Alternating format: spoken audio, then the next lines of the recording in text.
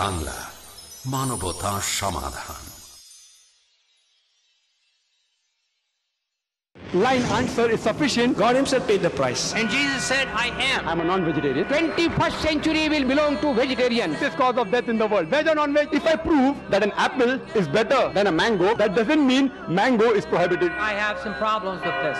Man has become an animal. He's more like a lawyer than like a scientist. Quran is incomplete. There's a misconception. Neither a single verse which is against established science. And I challenge Dr. William Campbell. It's a different situation. I will not tempt God. I apologize if I've hurt the feelings of any Christians. It was just a reply to Dr. William Campbell's book. Brother has asked a very complicated question. The answer is very clear. Major minor religion, fraud is prohibited. Ask me a direct question, I'll be too willing to give you a reply. Is milk veg or non-veg? If this was not done, life on the earth would have ceased to exist. Then could you please prove it authentically? The word Trinity doesn't exist. एक सीधी सी बात है. Smoking is prohibited. That's final. I hope I have answered properly. It's illogical and unscientific. That does not mean Quran is wrong. It has really moved me.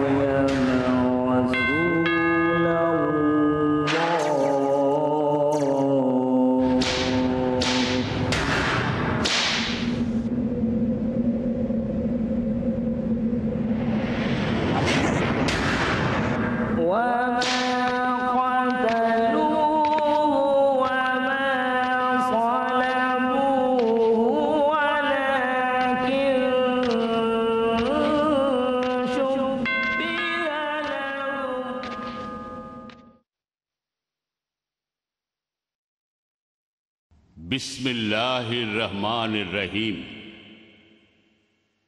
আল্লাহর নামে শুরু করছি, যিনি এই বিশ্বজগতের প্রভু।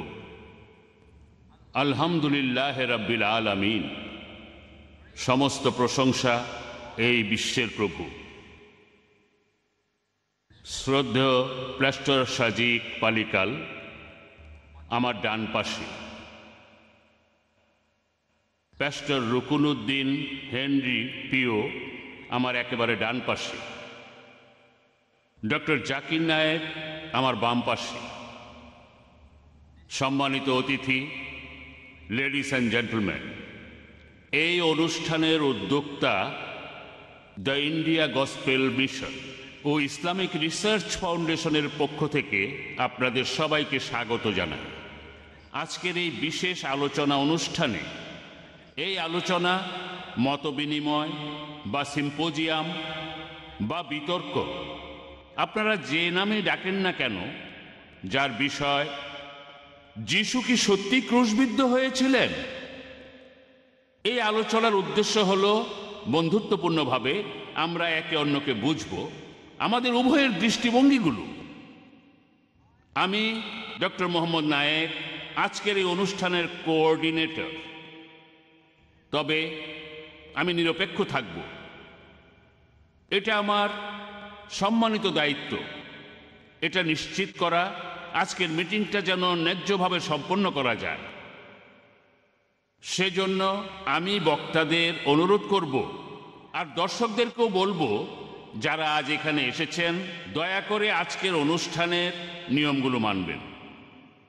আজকের এই অনুষ্ঠান শুরুর আগে প্রশ্ন করা হয়েছিল, অনেকেই বলেছিল এই বিষয়টা কেন এই দুইজন বক্তা, যেটার উত্তরে বলবো, সংক্ষেপে বলতে গেলে এই বিতর্কের পটভূমিটা উল্লেখ করব। প্যাস্টর রকনি ইসলামিক রিসার্চ ফাউন্ডেশনে এসেছিলেন ডক্টর জাকিরের সাথে কিছু আলোচনা করতে। তারা দুজনই রাজি হয়েছিলেন নিজেদের মধ্যে কোনো রকম আলোচনা বা বিতর্ক না করে। এটাই সবচেয়ে ভালো হবে যদি তারা দর্শকদের সামনে এই বিতর্কটা করেন একটা বিশেষ টপিক নিয়ে, যে কোনো নির্ধারিত হলে, যাতে করে দর্শকরাও শুনতে পারেন তাদের এই বিতর্ক আর চূড়ান্ত বিচারটা করতে পারে। ডক্টর জাকির কিছু টপিক বলেছিলেন, is the Bible God's word, অথবা ওয়াজ জিসাস গড, তো প্যাস্টর রকনির মতে এই টপিকগুলো খুব কমন। তার বদলে বলেছেন এই টপিকটা আজকের বিতর্কের টপিক হতে পারে। সেটা হলো, ওয়াজ ক্রাইস্ট রিয়েলি ক্রুসিফাইড? এইভাবেই আজকের বিতর্কের টপিক এবং দুই বক্তা সবাই আপনাদের জন্য প্রস্তুত। এই অনুষ্ঠানের নিয়মগুলো ঠিক করে গেছেন আমাদের দুই বক্তা। আর এই বিতর্কের ফরম্যাট হবে, প্যাস্টর রকনি প্রথমে কথা বলবেন 45 মিনিট ধরে। বিষয় হবে, ওয়াজ ক্রাইস্ট রিয়েলি ক্রুসিফাইড? তারপর ডক্টর জাকির তিনিও কথা বলবেন একই বিষয় নিয়ে পরের 45 মিনিট ধরে। এরপর এই দুই বক্তা আবারও কথা বলবেন। তারপর প্যাস্টর রকনি আবারও বলবেন 15 মিনিট ধরে ডক্টর জাকিরের বিভিন্ন কথার উত্তরে। তারপর ডক্টর জাকির আবারও কথা বলবেন 15 মিনিট প্যাস্টর রকনির বিভিন্ন কথার উত্তরে।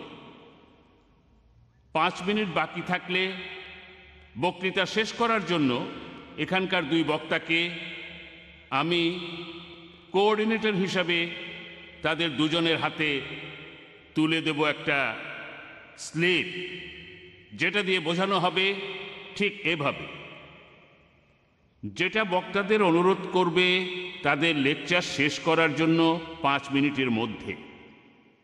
সবশেষে থাকবে উন্মুক্ত প্রশ্ন ও উত্তর পর্ব, যেখানে শ্রোতারা বিভিন্ন প্রশ্ন করবেন উপস্থিত দুইজন বক্তাকেই একের পর এক। আমরা বেশ কিছু মাইক সরবরাহ করেছি দুইটা স্টেজের সামনে আর দুইটা মহিলাদের জন্য। এরপরে সময় থাকলে আমরা চিরকুটের প্রশ্নগুলো শুরু করব, যেগুলো আমার কাছে জমা দেবেন। তারপর আমি সেগুলো পড়ে শোনাব। আমি এখন সংক্ষেপে পরিচয় করিয়ে দিচ্ছি আজকের বক্তা প্যাস্টর রকনিকে তার লেকচারের আগে। একইভাবে ডক্টর জাকিরকেও তার লেকচারের আগে পরিচয় করিয়ে দেব। প্যাস্টর রুকনুদ্দিন হেনরি পিও, তার আরেক নাম হলো প্যাস্টর রুকনি। তার বয়স 43 বছর। তিনি একজন আরব খ্রিস্টান মিশনারি।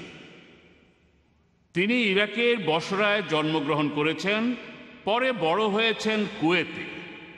তিনি গ্র্যাজুয়েশন এবং মাস্টার্স করেছেন সায়েন্সে ইউনিভার্সিটি অফ বোম্বে থেকে।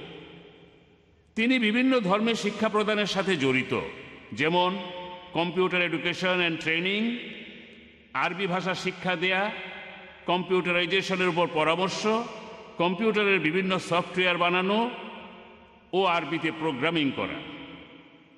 তিনি খ্রিস্টান ধর্ম প্রচারের কাজে নিয়োজিত আছেন প্রায় 10 বছর ধরে। তিনি বাইবেল শিক্ষক ও প্রচারক ইন্ডিয়া গসপেল মিশনের সাথে। এছাড়াও তিনি একজন বিখ্যাত ফেইথ হিলার। এখন আপনাদের সামনে কথা বলবেন প্যাস্টর রুকনুদ্দিন হেনরি পিও।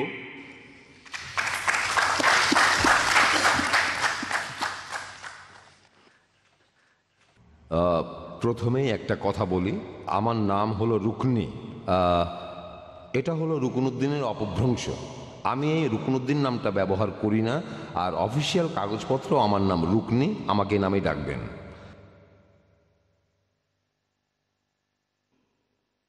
আজকের এই আলোচনা অনুষ্ঠানে অনেক বিষয়েই কথা বলা যেত, কিন্তু একদিনে সেটা সম্ভব না। তাই আজকে একটা টপিক বেছে নিয়েছি, কারণ এভাবে আমরা নিজেদের মধ্যে আলোচনা চালিয়ে গেলে একে অন্যকে বুঝতে পারবো, সেজন্য এই টপিকটা বেছে নিয়েছি। বলতে পারেন যে কেন এই টপিকটা বেছে নিয়েছি। আমি 3টে টপিক বলেছিলাম, ওনারা তার থেকে এটা বেছে নিয়েছেন। আর এই বিষয়টা খ্রিস্টান ধর্মবিশ্বাসের খুব মৌলিক একটা জিনিস। এই বিষয়টা নিয়ে খ্রিস্টান আর মুসলিমদের অনেক অনেক মতপার্থক্য আছে। আর ডক্টর জাকির নায়েক তিনি যেভাবে বলেছেন, আমরা খোলাখুলি আলোচনা করব, তবে একই সাথে অন্যকেও বোঝার চেষ্টা করব। তাই আমি আপনাদের সামনে এখন আমাদের খ্রিস্টানদের দৃষ্টিভঙ্গিটা বলবো, আর আপনারা আপনাদের পছন্দ মতো যেটা খুশি বেছে নেবেন, যেটা খুশি বাতিল করে দেবেন। আমরা একে অন্যের দৃষ্টিভঙ্গিকে সম্মান করব। যদি আমার সাথে একমত নাও হন সেক্ষেত্রেও আপনাকে সম্মান করব আর আপনার মতামতের প্রতি সম্মান দেখাবো। এখন আমি পবিত্র বাইবেল থেকে কিছু উদ্ধৃতি দেব, তবে এভাবে উদ্ধৃতি দিতে থাকলে সেটা আর শেষ হবে না, কারণ বাইবেলে প্রায় কয়েকশো অনুচ্ছেদ আছে, সেখানে ক্রসের কথা বলা হয়েছে। তাই আমি বাইবেল থেকে কিছু উদ্ধৃতি দেব, কিন্তু সেই উদ্ধৃতিগুলোর কোনো রেফারেন্স দেব না। পবিত্র বাইবেল থেকে আমি এরকম কিছু উদ্ধৃতি দেব, আর এখানে আমার উদ্দেশ্য আপনাদের বাইবেল মুখস্থ করানো না, আমার উদ্দেশ্য আপনারা যেন কথাগুলোর অর্থ বুঝতে পারেন, খ্রিস্টান ধর্মে ক্রসের গুরুত্বটা বুঝতে পারেন। কেন খ্রিস্টান ধর্মে ক্রসকে এত বেশি গুরুত্ব দেওয়া হয়, কারণটা কি? প্রথমেই আমি ক্রস সম্পর্কে কিছু কথা বলি, ক্রসের বৈশিষ্ট্য সম্পর্কে। অনেকেই এমনটা মনে করে, সবাইকে বলবো, অনেকেই এমনটা মনে করে যে ক্রস একটা ফ্যাশন, যে আমি হয়তো গেলাম জাবেলি বাজারে, তারপর বিভিন্ন দোকানে ক্রস খুঁজতে লাগলাম, আর সেখান থেকে একটা সোনালি রঙের ক্রস কিনলাম, তারপর গলায় ঝোলালাম, আর এই জিনিসটা হলো একটা ফ্যাশন। কেউ হয়তো কিনবে 17 ক্যারেট সোনা, কেউ 18, কেউ কিনবে 21 ক্যারেট সোনা। এই ক্রসগুলো দেখতে খুব সুন্দর, খুব ফ্যাশনেবল, ড্রেসের কালারের সাথে ম্যাচ করেছে ইত্যাদি। অনেকেই ক্রস সম্পর্কে ঠিক এমনটাই ভাবে। অনেক খ্রিস্টানও তারাও ক্রস সম্পর্কে ঠিক এমনটাই চিন্তা করে। অনেক দিন আগে আমিও এভাবেই ভাবতাম। আমি একটা সাধারণ খ্রিস্টান পরিবারে জন্ম নিয়েছি, বড় হয়েছি, তবে বিশ্বাস করা শুরু করেছি 16 বছর আগে। আমি ইন্ডিয়া এসেছিলাম বিশ্বাসী হয়ে নয়, আমি ইন্ডিয়াতে এসেছিলাম সাধারণ একজন খ্রিস্টান হিসাবে। তবে ইন্ডিয়াতে এসেই আমি সত্যিকারের খ্রিস্টান হতে পেরেছি, এখানে এসে হয়েছি। তাহলে আমি যিশুকে বিশ্বাস করা শুরু করেছি এখানে এসে।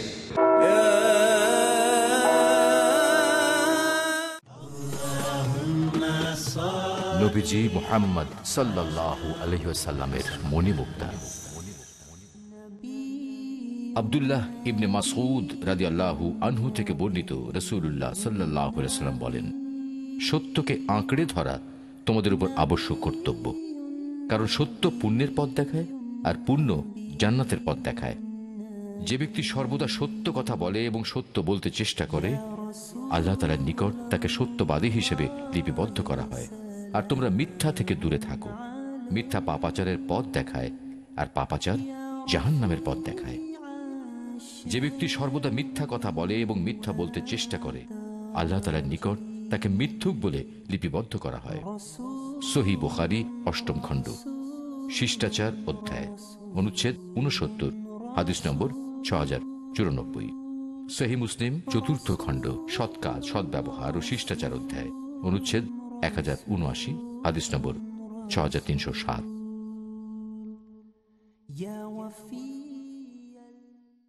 Who was the first prophet? Was a prophet the first one to read and write? Did God speak to a prophet? A prophet in a prison. A prophet who commanded the birds, insects, and animals? Want to know more? Join us for Stories of the Prophet. নবীদের কাহিনী, প্রতি রবিবার সন্ধ্যা 7টায়, পুনঃ সম্প্রচার সকাল 11টায় বাংলাদেশে piece TV বাংলায়।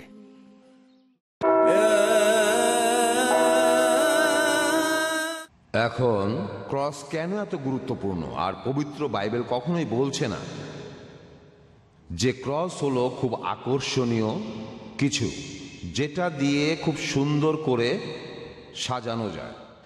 সত্যি বলতে ক্রস সম্পর্কে বাইবেলে উল্টো কথাটাই বেশি বলা হয়েছে।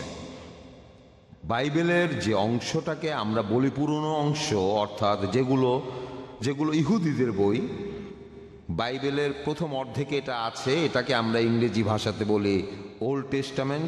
সেখানেই বলা হয়েছে যে ক্রস এই জিনিসটা আসলে ভালো নয়। আপনারা হয়তো অবাক হবেন, এখানে বলা হয়েছে যে ক্রস খুব কুৎসিত জিনিস। বলা হয়েছে ক্রস এমন একটা জায়গা যেখানে দেয়া হয় অভিশাপ।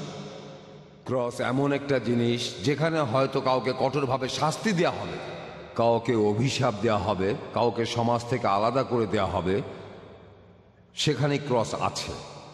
আর ইহুদিদের গ্রন্থেও এমন কথা বলা হয়েছে বাইবেলের প্রথম অংশে, বলা হয়েছে একজন নবী ঈশ্বরের কথাগুলো এভাবে বলেছেন, বলা হয়েছে অভিশপ্ত সেই লোক যাকে গাছে ঝোলানো হয়। এখানে গাছের কথা বলে আসলে বোঝানো হচ্ছে একটি ক্রসকে। তাহলে যীশু খ্রিস্টের সময়কালে এই ক্রসকে সুন্দর কিছু মনে করা হতো না। তবে এই ক্রসের ব্যাপারটা আমি পরে ব্যাখ্যা করব। পবিত্র বাইবেলে আপনারা হয়তো জানেন অথবা নাও জেনে থাকতে পারেন, এখানে 2টা সেকশন আছে। গোটা বাইবেলে মোট 66টা বই আছে। এই বইগুলো লেখা হয়েছে সব মিলিয়ে প্রায় 4000 বছর ধরে। এখানে একটা বই না, অনেকগুলো বই আছে। আর বাইবেলের প্রথম অংশ অর্থাৎ ইহুদিদের বইগুলো, সেখানে নবীদের কথা আছে, বিভিন্ন নবী এবং তাদের সময়ের কথা আর ইহুদিদের ইতিহাস বলেছেন। আর একেবারে প্রথম বই থেকে শুরু করে বাইবেলে কখনো সরাসরি বলা হয়েছে, আবার কখনো পরোক্ষভাবে ক্রসের কথা বলা হয়েছে। এখন আমরা দেখব যে এই ক্রসের উৎপত্তি কোথা থেকে হয়েছে। এই ব্যাপারটা আমি এখনো ব্যাখ্যা করে বলিনি, এবারে সেই ব্যাপারে বলি। এটা আসলে এসেছে গসপেল থেকে। সেখানেই পাপ থেকে মুক্তির কথা জানতে পারি, এখান থেকেই ক্রস এসেছে। আর পবিত্র বাইবেল আমাদের বলে যে মানুষ আসলে পাপী, প্রত্যেক মানুষ প্রাকৃতিকভাবেই পাপী। এই পাপের সৃষ্টি হয়েছে সেই আদমের সময়। আমি জন্মেছি, তারপর বড় হয়েছি, আর প্রাকৃতিক নিয়মেই আমি একজন পাপী। আর সেই জন্যই আমি পাপ করি, কথাবার্তা, ব্যবহার ইত্যাদি অনেক ক্ষেত্রেই পাপ করি। মানুষ প্রকৃতিগতভাবেই পাপী। আর বাইবেল এছাড়াও বলছে যে মানুষটা পাপ করে সে মারা যাবে, তার মৃত্যুদণ্ড হবে। আত্মার মৃত্যু আছে, শরীরের মৃত্যু আছে ইত্যাদি। তাহলে পৃথিবীর সব মানুষকেই এই মৃত্যুদণ্ডে দণ্ডিত করা হবে, কারণ আমরা পাপী। যেহেতু ঈশ্বর পাপের শাস্তি দেন, সেহেতু মানুষ কখনো ঈশ্বরের পাশে দাঁড়াতে পারবে না, একসাথে থাকতে পারবে না, কারণ মানুষ আর ঈশ্বরকে আলাদা করেছে এই পাপ। এখন আপনারাও বুঝতে পারবেন এই পাপ এত গুরুতর, এত মারাত্মক, এত বিশাল যে আমি যাই করি না কেন, এই পাপ থেকে মুক্তি পাওয়ার জন্য যত চেষ্টাই করি না কেন, সেটা খুবই কম। সেটা দিয়ে আমার জীবনের সব পাপ দূর করা যাবে না। দেখেন, আমি যদি গরিবদের সাহায্য করি, সেটা ভালো কাজ, খুব ভালো কাজ, বাইবেলও এমন কথা বলে। কিন্তু এই কাজটা দিয়ে আমার জীবনের সব পাপ মুছে ফেলা যাবে না। যদি কাজটা ভালো হয়ে থাকে, এই কাজটা অবশ্যই ভালো, তবে আমার জীবনের সব পাপ মুছে ফেলার জন্য যথেষ্ট না। ঠিক আছে? এখন ঈশ্বর যিশুকে পাঠিয়েছেন, একজন নিষ্পাপ মানুষ, যে কোনো পাপ করেনি। যে মানুষটা কষ্ট করবে কিন্তু সে কোনো পাপ করবে না, পুরো ব্যতিক্রম। তিনি জীবনে কখনো কোনো পাপ করেননি। তাকে বিভিন্ন সময়ে প্রলুব্ধ করা হয়েছিল, তারপরও তিনি পাপ করেননি। সেজন্য মৃত্যুদণ্ডের এই শাস্তি, এটা তার প্রাপ্য না। এই শাস্তি বরং আমাদের প্রাপ্য। তার বেঁচে থাকার কথা ছিল সারা জীবন। আধ্যাত্মিক দিক থেকে দেখলে এটাই ছিল যীশু খ্রিস্টের বৈশিষ্ট্য। আর মানুষ হিসাবে দেখলে তিনি এই পৃথিবীতেই হেঁটে বেরিয়েছিলেন। অন্যান্য সবার মতো জীবিকার জন্য কাজ করেছেন, অনেক কিছু করেছেন আমাদের সবার মতোই। তবে আধ্যাত্মিক দিক থেকে দেখলে মৃত্যু জিনিসটা যিশুর প্রাপ্য ছিল না, কারণ জাগতিক পাপ কখনোই তার ভেতরে ঢুকতে পারেনি। ঠিক আছে? তাহলে এভাবে দেখলে তিনি একজন নিষ্পাপ মানুষ। এখন যীশু খ্রিস্ট ঈশ্বরকে মেনেছেন, আর পরবর্তীতে দেখি অন্যায়ভাবে তাকে মৃত্যুদণ্ড দেয়া হয়েছে। ঠিক আছে? তাহলে ঈশ্বরের সুবিচারকে প্রতিষ্ঠিত করার জন্য যিশুর মৃত্যুটা ছিল এই পাপের মূল্য। একজন নিষ্পাপ মানুষ যার এই মৃত্যুটা প্রাপ্য ছিল না, এই মৃত্যুদণ্ড তার প্রাপ্য না, কিন্তু তিনি মরতে প্রস্তুত ছিলেন অন্য সবার পাপের জন্য। এই পাপের মূল্য দেওয়ার জন্য, সেজন্য তিনি যে মূল্য দিচ্ছেন তাতেই সব পাপ মুছে যাবে। দেখেন, আমরা সবাই যেসব আত্মত্যাগ করি, নিজেদের পাপ মুক্তির চেষ্টা করি, সেগুলো দিয়ে সব পাপ মুছতে পারবো না। কিন্তু যিশু, যেহেতু তিনি ছিলেন একেবারে নিষ্পাপ মানুষ, যেহেতু তিনি সারা জীবন ধরে ঈশ্বরের আদেশ পালন করবেন, সেজন্য তিনি যে আত্মত্যাগ করেছেন, ঈশ্বর সেটাকে গ্রহণ করেছেন মানুষের পাপের মূল্য হিসেবে। আর এজন্যেই যীশু খ্রিস্টের ক্রস খ্রিস্টানদের জীবনে খুব গুরুত্বপূর্ণ একটা জিনিস। আর এজন্যেই যীশু খ্রিস্টের এই মৃত্যুটার প্রয়োজন ছিল। ঈশ্বরও সেটা জানতেন অনেক আগে থেকেই। আর সেজন্যই যীশু খ্রিস্ট আর তার মৃত্যু, এটাই হলো চাবিকাঠি। যারা তাকে বিশ্বাস করে আর যারা তার এই আত্মত্যাগকে হৃদয়ে রেখেছে, মেনে নিয়েছে, বলা হয়েছে যে তাদের সব পাপ মুছে গেছে। বুঝলেন? এখানে যিশু আসলে আমাদের পাপের মূল্য দিয়েছেন। এটাই খ্রিস্টান ধর্মাবলম্বীরা বিশ্বাস করে। এটার গুরুত্ব অনেক। সেজন্য খ্রিস্টান জীবন থেকে ক্রসটা সরিয়ে ফেলেন, খ্রিস্টান ধর্মটাই টিকবে না। এখন এ ব্যাপারে মতভেদ আছে। অনেকেই বলে, শুধু মুসলিমরাই নয়, আরও অনেকেই আছে, তারা বলে যিশু ক্রুশবিদ্ধ হয়ে মারা যাননি। তারা এভাবে বলে। আর আমি এ কথাই বলবো, অবশ্য ডক্টর জাকির এ ব্যাপারে আমার চাইতে অনেক বিস্তারিত জানেন। তবে আমি এখানে বলবো যিশু ক্রুশবিদ্ধ হয়ে মারা গেছেন। আর আমি এখন এই ব্যাপারটা নিয়েই বলবো। এতক্ষণ আমি বললাম যে ক্রস কেন আমাদের জীবনে এতটা গুরুত্বপূর্ণ, কারণ এই ক্রসের কারণেই আমার জীবনের সব পাপগুলো মুছে গিয়েছে। এটা মহান ঈশ্বরের উপহার। ঈশ্বর নিজেই এখানে পাপের মূল্য দিয়েছেন। যীশু খ্রিস্ট নিজেই মূল্য দিয়েছেন। সেই জন্য তিনি যে মূল্য দিয়েছেন সেটা অনেক মূল্যবান, পাপ থেকে মুক্তির জন্য। তেমন আত্মত্যাগ না যেমনটা আমি করি। এটা হবে দূষিত আত্মত্যাগ, কারণ আমি পাপী হয়ে এই আত্মত্যাগটা করতে যাচ্ছি। এটা দূষিত আত্মত্যাগ। কিন্তু যিশু একজন নিষ্পাপ মানুষ, নিজেকে উৎসর্গ করেছেন যেন তিনিও একজন সাধারণ পাপী। তিনি পাপীদের শাস্তি গ্রহণ করতে প্রস্তুত ছিলেন, কিন্তু তিনি নিজে পাপী ছিলেন না। যখন আমার আত্মাকে মৃত্যুদণ্ড দেওয়া হয়েছে, তিনি বললেন, তুমি মরবে না, ওটা আমাকে দাও, আমিও এখন তোমাদের জন্য মরব। এবারে আমি আপনাদের বেশ কিছু ঐতিহাসিক জিনিস দেখাবো আমাদের বাইবেল থেকে। বেশ কিছু অনুচ্ছেদ পরোক্ষভাবে কথা বলছে। যীশু খ্রিস্টের জন্ম ও মৃত্যু সম্পর্কে বিস্তারিত বলা হয়েছে। কয়েকটা অনুচ্ছেদে সরাসরি বলা হয়েছে, কোথাও পরোক্ষভাবে বলা হয়েছে। যেহেতু হাতে সময় কম, আমি দুই একটা ব্যাপার বলবো। আর আপনারা হয়তো জানেন যে পবিত্র বাইবেলের প্রথম 5টা বই যেগুলো লিখেছিলেন নবী মুসা, আর এর প্রথম বইটা হলো জেনেসিস। এখানে বলা আছে যে ঈশ্বর কিভাবে পৃথিবী সৃষ্টি করলেন, তারপর মানুষ সৃষ্টি করলেন, তখনকার দিনে ব্যাবিলন কেমন ছিল ইত্যাদি। আর আমি এ ব্যাপারে শিওর যে আপনাদের বেশিরভাগ লোকই আদম হাওয়ার গল্পটা কোথাও পড়েছেন অথবা শুনেছেন। আদম হাওয়া কিভাবে সৃষ্টি হলেন, আর তারা ঈশ্বরের কাছাকাছি ছিলেন। আদম হাওয়া এবং ঈশ্বরের মাঝখানে কোনো বাধা ছিল না। সেজন্য আদম হাওয়া এবং ঈশ্বর একসাথে ছিলেন, একে অন্যের সাথে কথা বলেছেন। সেখানে সৃষ্টিকর্তার সাথে আদম আর হাওয়া একসঙ্গে স্বর্গের ভেতরে ছিলেন। কেন? কারণ তারা কেউ কোনো পাপ করেনি। এই সময়টা ছিল পাপের পূর্ববর্তী সময়। আর তারপরে শয়তান, সে একটা সাপের ছদ্মবেশ নিয়ে সেখানে আসলো, আর শয়তান তাদেরকে দিয়ে পাপ কাজ করালো। এখানে বিস্তারিত বলা আছে যে আদম আর হাওয়াকে একটা ফল খেতে নিষেধ করা হয়েছিল, তারপর তারা খেয়েছিলেন। এই ফলটা গুরুত্বপূর্ণ নয়, এখানে গুরুত্বপূর্ণ হলো যে তারা ঈশ্বরকে অমান্য করেছিল। ঈশ্বর তাদেরকে যে কাজটা করতে নিষেধ করেছিলেন তারা ঠিক সেটাই করেছে। যখন তারা এটা করলো তখনই পাপের শুরু হলো। তখন আদম আর হাওয়া ঈশ্বর থেকে আলাদা হলেন। সেই দিন থেকে শুরু করে ঈশ্বর আর মানুষের সম্পর্কে ফাটল ধরেছে। অনেকেই বলে থাকে, যদি ঈশ্বরকে দেখতাম, যদি অন্যরা তাকে দেখে থাকে, আমি কেন দেখতে পাবো না, কেন ঈশ্বরকে দেখবো না? এভাবে অনেকে ঈশ্বর সম্পর্কে ভুল ধারণা পোষণ করে, কারণ তারা চারপাশে শুধু শয়তানকেই দেখে। এই সব পাপ মানুষই তৈরি করেছে, ঈশ্বর না। মহান ঈশ্বর সবসময় আমাদের প্রতি সুবিচার করে থাকেন। অতীতে এভাবে যা কিছু ঘটেছিল সেরকম কিছু ঘটনা, আমি পুরো বইটা পড়ছি না, ছোট্ট একটা অংশ।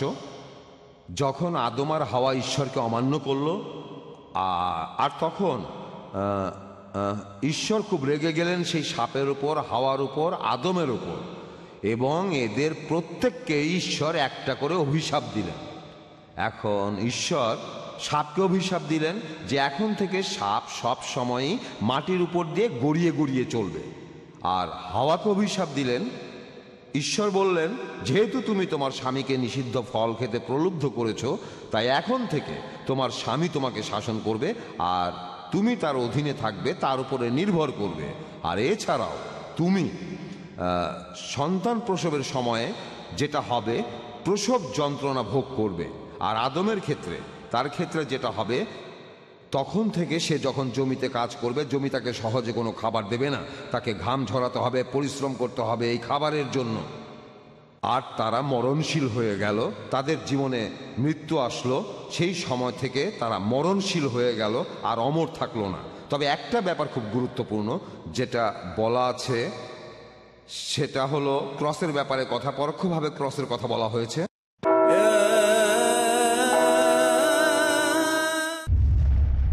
Marriage or divorce? What's Islamic ruling? Nikah. Solution or problem? Ram to Heaven or hell?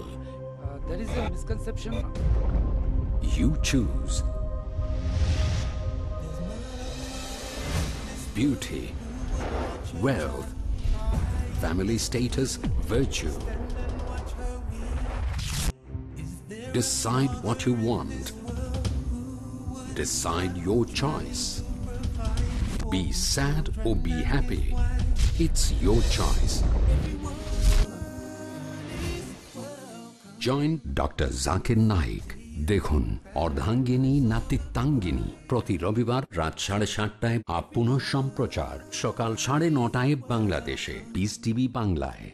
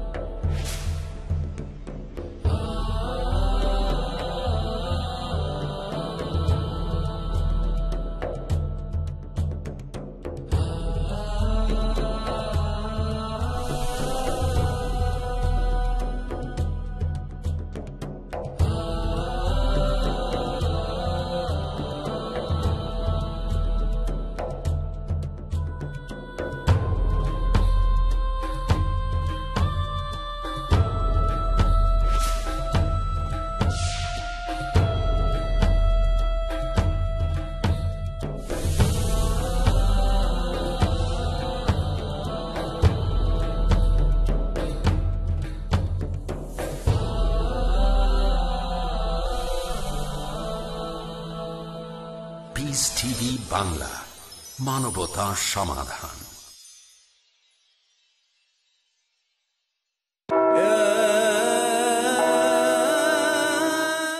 তবে একটা ব্যাপার খুব গুরুত্বপূর্ণ যেটা বলা আছে, সেটা হলো ক্রসের ব্যাপারে কথা, পরোক্ষভাবে ক্রসের কথা বলা হয়েছে।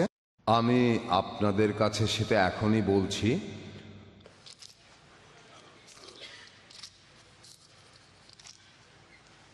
হ্যাঁ, বলা আছে যে ঈশ্বর আদম আর হাওয়াকে বিভিন্ন অভিশাপ দেওয়ার পর বললেন, আপনারা চাইলে রেফারেন্সটা লিখে নিতে পারেন, আর আমি পড়ে শোনাচ্ছি, ঠিক আছে? বুক অব জেনেসিসের 3য় অধ্যায়ের প্রথম দিকেই বলা হয়েছে, সেজন্য মহান প্রভু ঈশ্বর তাদেরকে স্বর্গের বাগান থেকে বের করে দিলেন, ইডেন। আদম আর হাওয়া সম্পর্কে এখানে বলা হয়েছে স্বর্গ থেকে তাদের পৃথিবীতে পাঠিয়ে দেওয়া হলো। ঈশ্বর তাকে তাড়িয়ে দিয়ে একজন প্রহরী রাখলেন। ঈশ্বর আদমকে তাড়িয়ে দিলেন আর একজন প্রহরীকে বসালেন। স্বর্গের সেই বাগানের পূর্ব দরজায় একটা আগুনের তরবারি, যার অগ্রভাগ সব দিকেই, পাহারা দেওয়ার জন্য সেখানকার জীবন বৃক্ষকে। যারা এই রেফারেন্সটা জানতে চান, এটা জেনেসিসের 3য় অধ্যায় 23-24 অনুচ্ছেদ। তাহলে ব্যাপারটা হলো, ঈশ্বর তাদেরকে বিভিন্ন রকম শাস্তি দেওয়ার পরে, আসলে তাদের মৃত্যুদণ্ডে দণ্ডিত করার পরে, ঈশ্বর তাদেরকে স্বর্গের সেই বাগান থেকে বের করে দিলেন। ইডেনের এই বাগানটাকে অনেকেই স্বর্গের বাগান বলে থাকেন। আদম আর হাওয়া এই বাগানের মধ্যে আনন্দ ফুর্তি করতেন। ঈশ্বর তাদের এই বাগান থেকে চিরতরে তাড়িয়ে দিলেন। আর তারপর ঈশ্বর এই বাগানে ঢোকার দরজায় কি করলেন? তিনি সেই দরজায় এক দেবদূতকে বসালেন।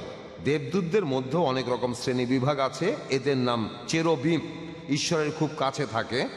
এই দেবদূত স্বর্গের বাগানের দরজা পাহারা দিতে লাগলো, তার হাতে আগুনের তরবারি, আর সেই তরবারির মাথা চারদিকে ছড়ানো, যাতে করে সেই বাগানে কেউ ঢুকতে না পারে। হ্যাঁ, এখন স্বর্গের বাগানে ঢোকার উপায়টা কি? স্বর্গের বাগানে ঢোকার একমাত্র উপায় হলো সেই প্রহরীকে পাশ কাটিয়ে যাওয়া। সেই প্রহরীর হাতে একটা তরবারি আছে, যেটা দিয়ে সে স্বর্গের বাগানের দরজা পাহারা দিচ্ছে।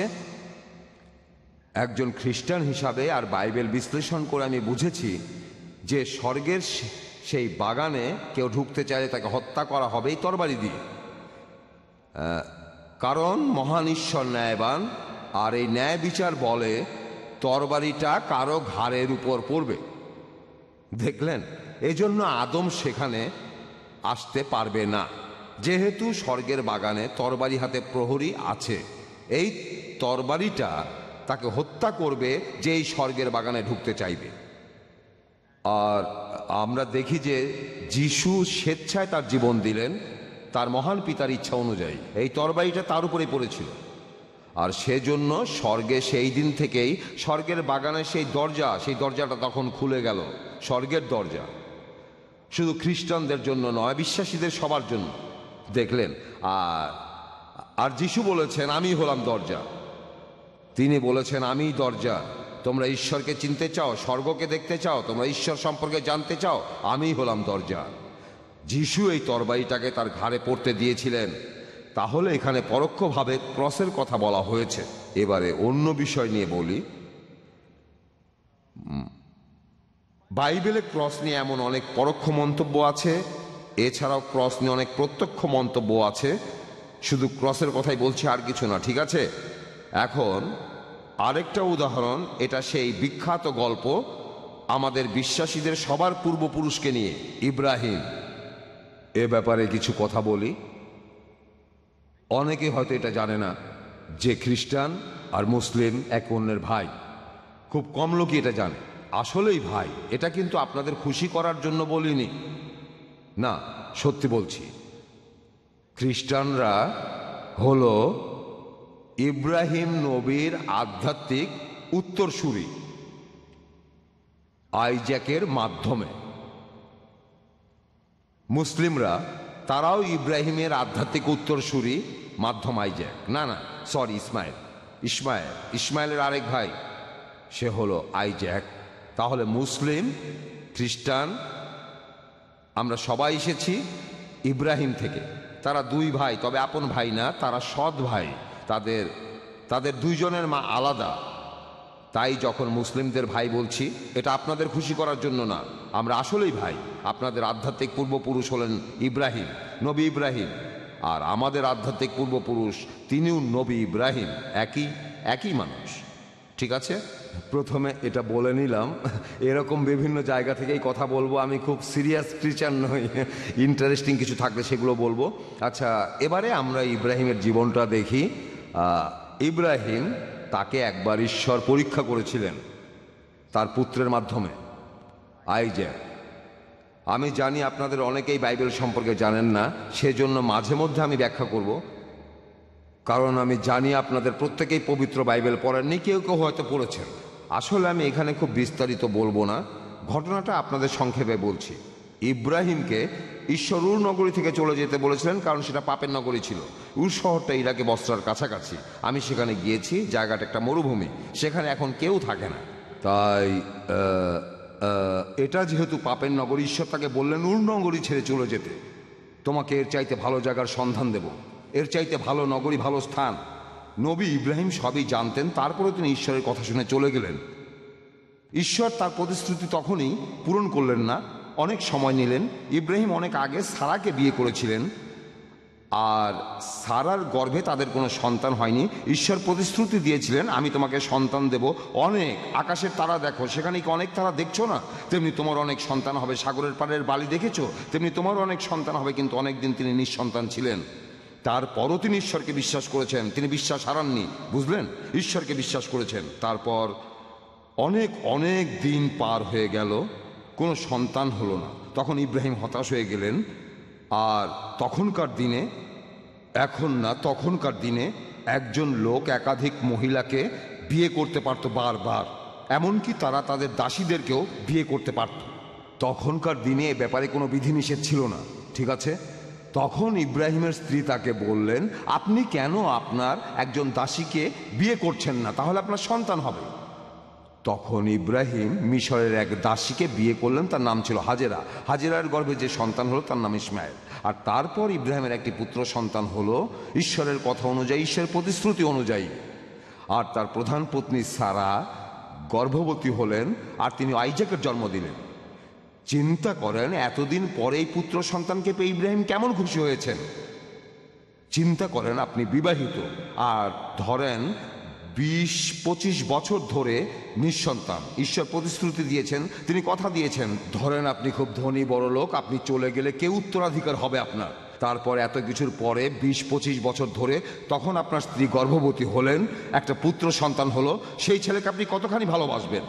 অনেক দিন এই ছেলের জন্য অপেক্ষা করেছেন। ইব্রাহিমের ক্ষেত্রে তেমনটাই ঘটেছিল।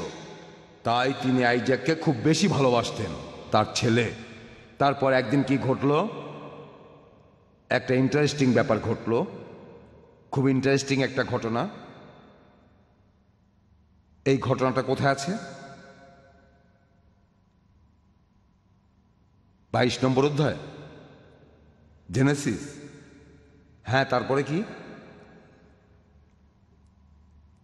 এটা আছে জেনেসিসে। প্যাস্টরকে অনেক ধন্যবাদ, তিনি আমাকে বলে দিলেন। আগেও বলেছি আমি খুব ভালো টিচার নই, তবে বাইবেলের কথাগুলো আপনাদের বলতে পারবো, ঠিক আছে? যদিও আমি, আচ্ছা, এখন জেনেসিসে অধ্যায়, এটা কি আইজাকের ঘটনা? 22 নম্বর অধ্যায় বলা হয়েছে, এত সব কিছু ঘটে যাওয়ার পরে ঈশ্বর ইব্রাহিমকে পরীক্ষা করলেন, ঠিক আছে? কথাগুলো খুব সাধারণ মনে হচ্ছে, তবে ব্যাপারটা কিন্তু খুব সিরিয়াস। ঈশ্বর তাকে বললেন, ইব্রাহিম, তিনি বললেন, আমি এখানে। ঈশ্বর বললেন, তুমি তোমার একমাত্র পুত্র সন্তান আইজাককে নাও, যাকে তুমি ভালোবাসো, তারপর তাকে নিয়ে মোরাইয়া অঞ্চলে যাও। সেখানে নিয়ে যাওয়ার পর তারপর তাকে সেখানে নিয়ে গিয়ে উৎসর্গ করবে, একটি পাহাড়ের উপরে উৎসর্গ করবে, যেটার কথা তোমাকে পরে বলবো। ইব্রাহিমের জন্য এটা একটা দুঃসংবাদ। অনেক দিন অপেক্ষা করার পর, আর আইজাক এখন কিশোর, সে তখন তার বাবার বোঝকা বহন করতে পারে, এখানে বলা হয়েছে। তখন ঈশ্বর বললেন, তুমি আইজাককে উৎসর্গ করো, ঠিক আছে? এবার আমি ঘটনাটা সংক্ষেপে বলছি, পুরো ঘটনাটা বিস্তারিত বলছি না, ঠিক আছে? আমি সংক্ষেপে বলছি। তখন ইব্রাহিম মনে দারুণ কষ্ট নিয়ে কি করলেন? খুব সকালে ঘুম থেকে উঠলেন, আইজাককে উৎসর্গ করার জন্য প্রয়োজনীয় সব জিনিসপত্রগুলো সঙ্গে নিলেন, ছুরি, দড়ি ইত্যাদি। তারপর ঈশ্বরের কথা মতো আইজাককে নিয়ে বের হলেন, ঠিক আছে? তারপর তার ভৃত্যকে সরিয়ে দিলেন, আইজাককে নিয়ে তিনি মোরাইয়ার পাহাড়ের উপর উঠলেন, যেখানে ঈশ্বর যেতে বলেছিলেন। আর তখনই ইন্টারেস্টিং একটা ঘটনা ঘটলো, তখনই সেখানে খুব গুরুত্বপূর্ণ একটা ঘটনা ঘটলো। আমি ঘটনাটা সংক্ষেপে বলছি যে কিন্তু আইজাক তার বাবা ইব্রাহিমকে বলল যে, হে আমার পিতা। ইব্রাহিম বললেন, এই তো আমি, আমার পুত্র। আইজাক বলল যে, আপনি কাঠ আর আগুন নিচ্ছেন, কিন্তু কোরবানির ভেড়া কই? ছেলেটা বলল, আপনি তো আগুন নিয়েছেন, এছাড়াও দেখতে পাচ্ছি কাঠও নিয়েছেন, কিন্তু আমরা দুইজন কোন পাহাড়ে যাচ্ছি? আপনি এই সময় সাধারণত একটা ভেড়া কোরবানি দেন, সেই ভেড়াটা কোথায়? হ্যাঁ, তারপর দেখেন কি হলো। তখন ইব্রাহিম বললেন, হে পুত্র, ঈশ্বর নিজেই এখানে আমাদের জন্য একটা ভেড়া সরবরাহ করবেন। তারপর তারা দুজনেই পাহাড়ে উঠল। এই কথাগুলো খুবই গুরুত্বপূর্ণ। ইব্রাহিম বিশ্বাস নিয়ে বলেছিলেন যে ঈশ্বর নিজেই এখানে কিছু একটা উৎসর্গ করবেন। দেখলেন, তিনি বলেননি যে ঈশ্বর এখানে একজনকে উৎসর্গ করবেন, বলেছেন যে ঈশ্বর নিজে থেকে এখানে কিছু একটা উৎসর্গ করবেন। এখন আপনারা যদি পবিত্র বাইবেল পড়েন তাহলে নিউ টেস্টামেন্ট দেখবেন, যেটা হলো বাইবেলের দ্বিতীয় অংশ। সেখানে এই ঘটনাটা বিস্তারিত ব্যাখ্যা করা হয়েছে। সেখানে বলা হয়েছে, ইব্রাহিম বিশ্বাস নেই বলেছিলেন, যখন তিনি আইজাকের সাথে কথা বলছিলেন তিনি তখন ভাবছিলেন যে ঈশ্বর তাকে মৃত থেকে জীবিত করবেন। যখন আইজ্যাককে বলছিলেন, সেজন্য কথা বলেছিলেন, সেরকম ঘটনাই ঘটেছিল। তবে আইজ্যাক মৃত থেকে জীবিত হয়নি। তারা পাহাড়ে উঠল, তারপর তারা ঈশ্বরের নির্দেশিত স্থানে আসলো। ইব্রাহিম সেখানে একটা বেদি বানিয়েছিলেন, সেখানে কাঠগুলো সাজিয়ে রাখলেন, আর আইজ্যাককে বাঁধলেন, তার পুত্রকে। তারপর আইজ্যাককে সেই বেদির উপর শোয়ালেন। দেখেন, আইজ্যাক কিন্তু তখন পালিয়ে যায়নি, সেই কাজে কোনো বাধা দেয়নি। যদি সে ততদিনে অনেক বড় হয়েছে, সে পালিয়ে যেতে পারত, ঠিক আছে। আর তখন কি ঘটল? যখন ইব্রাহিম হাত বাড়িয়ে সেই ছুরিটা নিলেন আইজ্যাককে উৎসর্গ করার জন্য, কিন্তু তখন একজন দেবদূত তার কাছে এসে বলল, ইব্রাহিম শোনো। তিনি বললেন, আমি এখানে। দেবদূত বললেন, তোমার পুত্রের শরীর স্পর্শ করো না, তার কোনো রকম ক্ষতি করো না, কারণ আমরা এখন জানি তুমি ঈশ্বরকে মানো, কারণ ঈশ্বরের আদেশে একমাত্র পুত্রকেও উৎসর্গ করতে তুমি দ্বিধা করনি। তখন ইব্রাহিম তার চোখ মেলে তাকিয়ে দেখল যে তার পেছনেই দেখলেন যে একটা ভেড়া একটা ঝোপের মধ্যে তার শিং আটকে দাঁড়িয়ে আছে। ইব্রাহিম তখন সেই ভেড়াটাকে নিয়ে তার ছেলের পরিবর্তে সেই ভেড়াটাকে ঈশ্বরের কাছে উৎসর্গ করলেন। ইব্রাহিম সে জায়গার নাম দিলেন ঈশ্বরই যোগান দেবেন। এখনকার দিনেও বলা হয় যে ঈশ্বরের পাহাড়ে ঈশ্বরই সব যোগান দেবেন।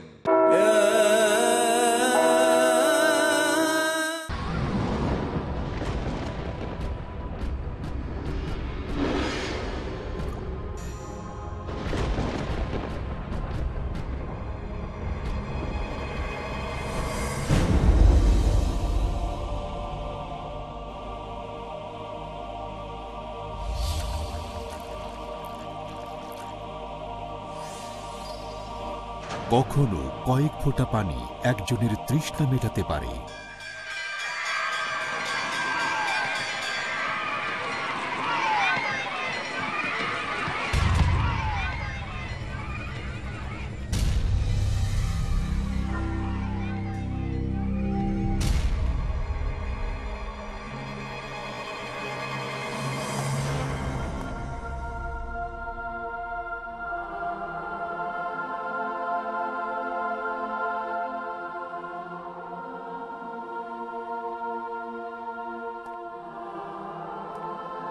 কখনো একটি সাহায্যের হাত মানুষের মুখে হাসি ফোটাতে পারে। আমাকে খেলনাটা একটু দাও না, দাও না, দাও না। না, দেব না, দেব না, দেব না।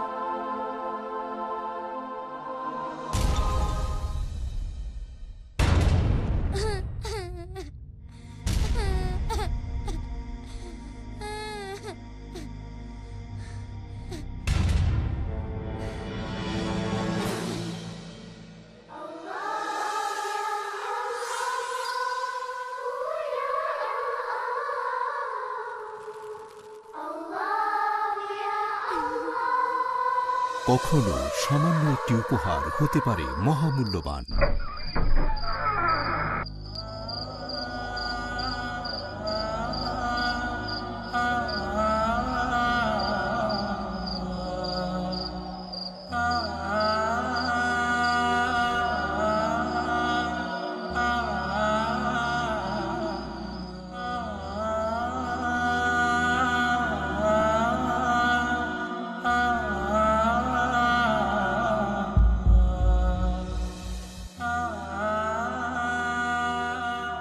কখনো একটি জীবন দর্শন মানুষের মনে জাগাতে পারে আশার আলো।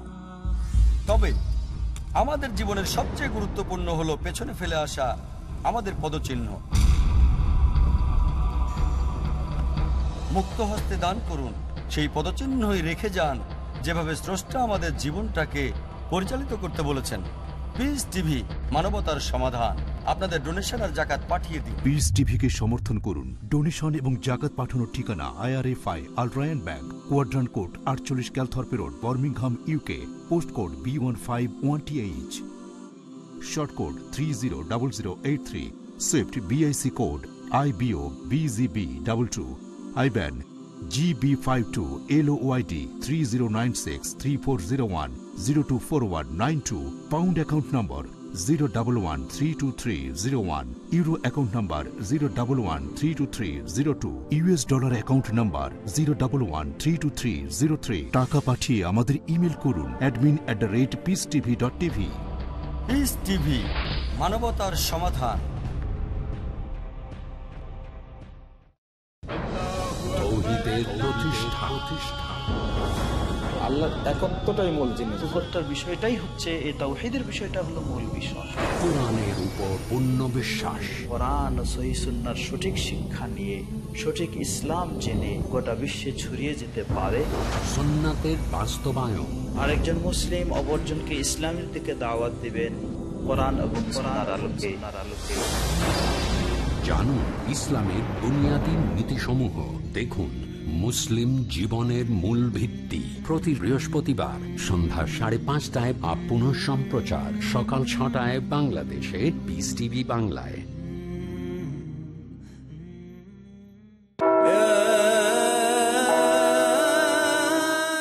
এখন এই ঘটনাটার সারমর্ম হলো, এই চরম নাটকীয় ঘটনাটায় শিক্ষণীয় হলো যে ইব্রাহিম তার ছেলে আইজাককে বলেছিলেন ঈশ্বর নিজে থেকে কিছু একটা উৎসর্গ করবেন।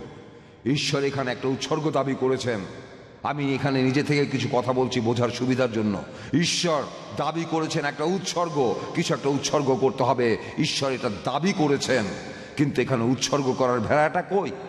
ঈশ্বর নিজে থেকে এখানে কিছু একটা যোগান দেবেন, এটাই হয়েছিল। এই ঘটনাই ঘটেছিল। তিনি আইজাককে মারেননি, আইজাককে রক্ষা করেছেন। ঈশ্বর আইজাককে মারার কথা চিন্তাও করেননি, পবিত্র বাইবেলের কথাই বলছে। তিনি ইব্রাহিমকে পরীক্ষা করছিলেন। ঈশ্বর এভাবে বাচ্চাদের উৎসর্গ করেন না, তিনি আইজাককে উপহার হিসাবে দিয়েছেন। তাহলে কেন আইজাককে তিনি কেড়ে নেবেন? ঠিক আছে। আর তারপর ঈশ্বর অলৌকিক কাজ করলেন। ঈশ্বর একজন দেবদূতকে পাঠিয়ে ইব্রাহিমকে বাধা দিলেন যেন আইজাককে উৎসর্গ করা না হয়। হ্যাঁ, আর বললেন তুমি আইজাকের বদলে অন্য কিছু একটা উৎসর্গ করো, কিন্তু আইজাককে না।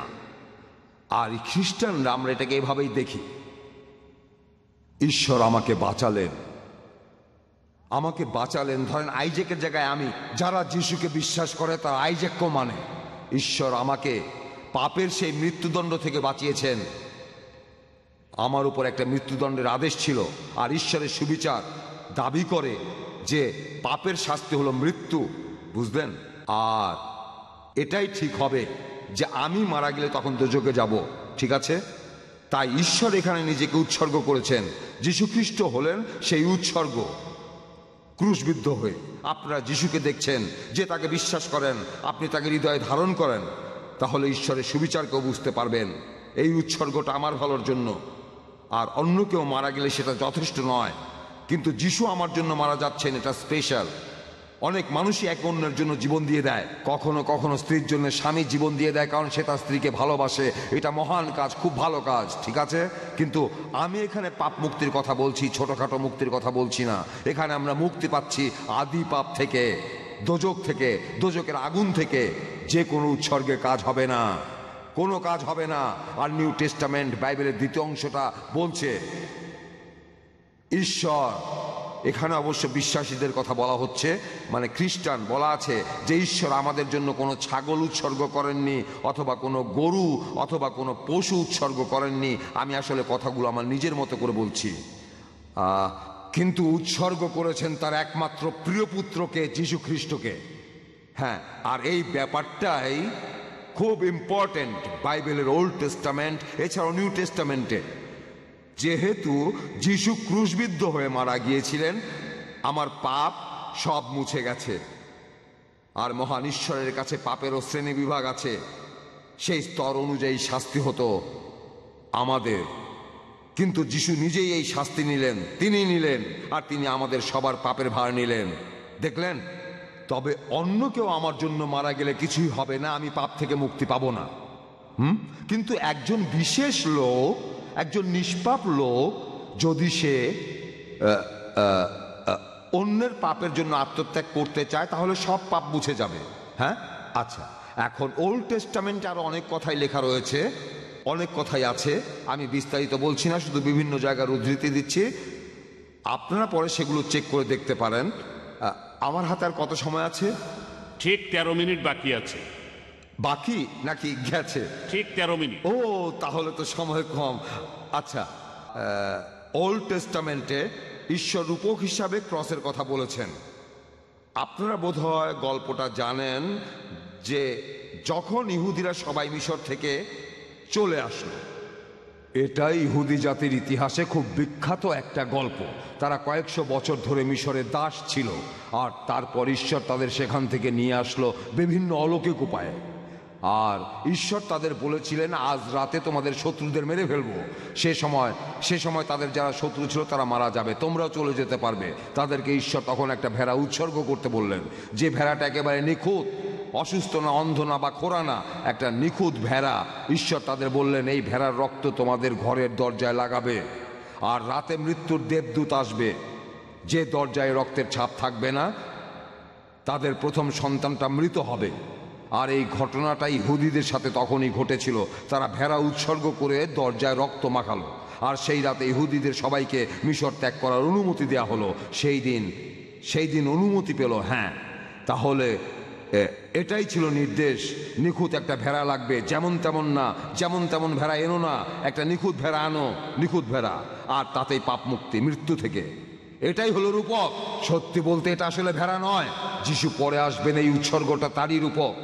এরপর দেখবেন একবার ইহুদিদের ইতিহাসে আছে, তারা ঈশ্বরকে অমান্য করেছিল, এমনটা অনেকবারই করেছিল। 10 বার তারা বিদ্রোহ করেছিল, ঈশ্বরকে মানেনি।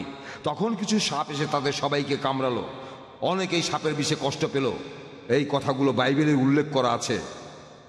আর তারপর ঈশ্বর তখন মূসাকে প্রতিকার করতে বললেন, প্রতিকার।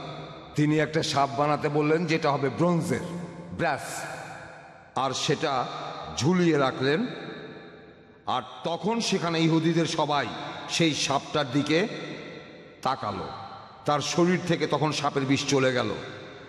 এখন নিউ টেস্টামেন্টে এই ঘটনার ব্যাখ্যা দেওয়া হয়েছে, বলা হয়েছে এখানেই সাপটা হলো আসলে শয়তানের প্রতীক। সাপ আসলে শয়তান না, সাপ হলো আসলে শয়তানের একটা প্রতীক। সাপ একটা সাধারণ প্রাণী। তারপর কি ঘটলো?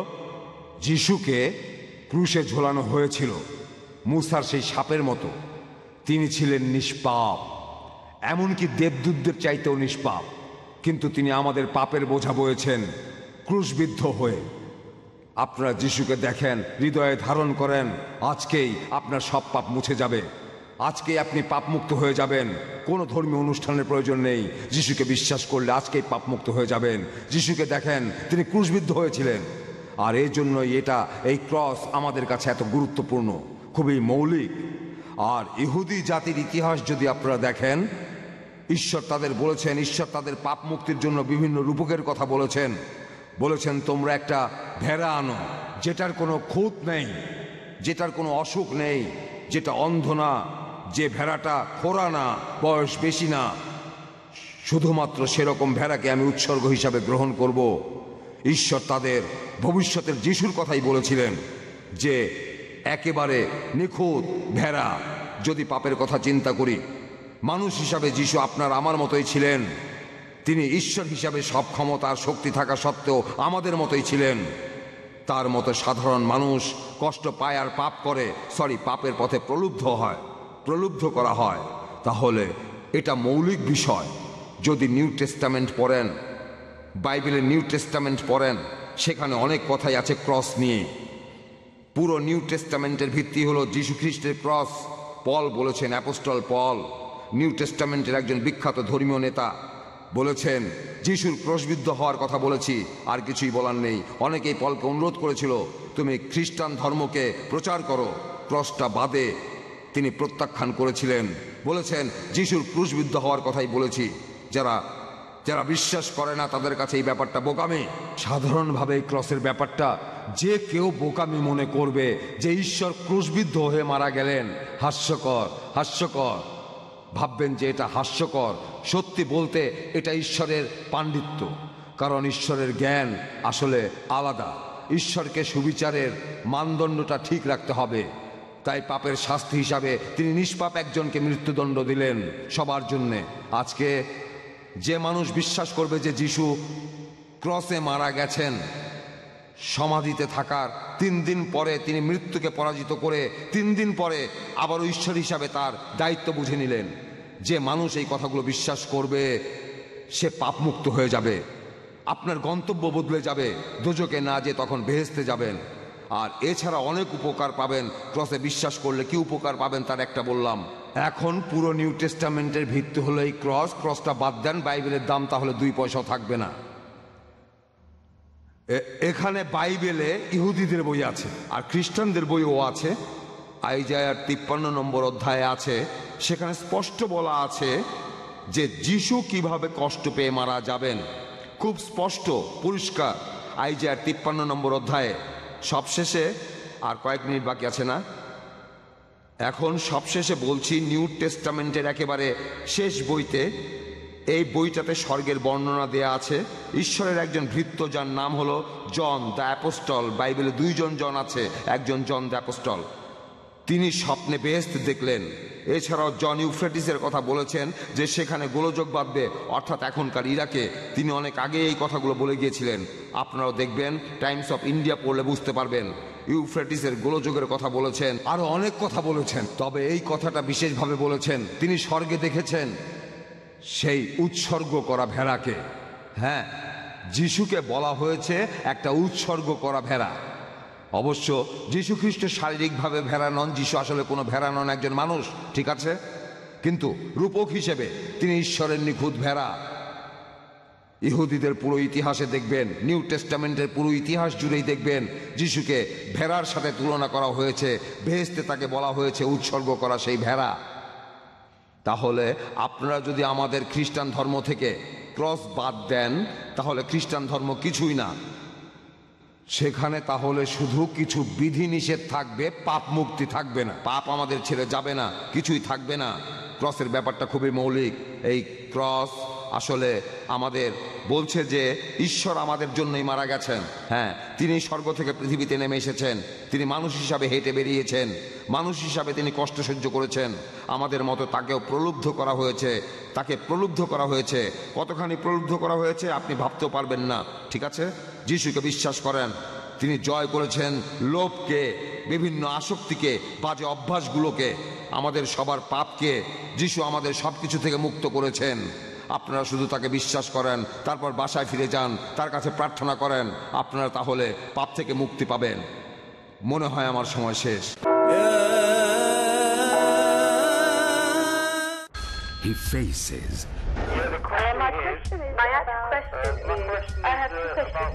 He listens. My question is about the beard, about Imam Mahdi. What are the people believe in? He answers. So number 1 is the help of Allah. He satisfies in the light of glorious Quran and authentic Hadith. If Allah helps you, believe me, you have to get success. Catch Dr. Zakir.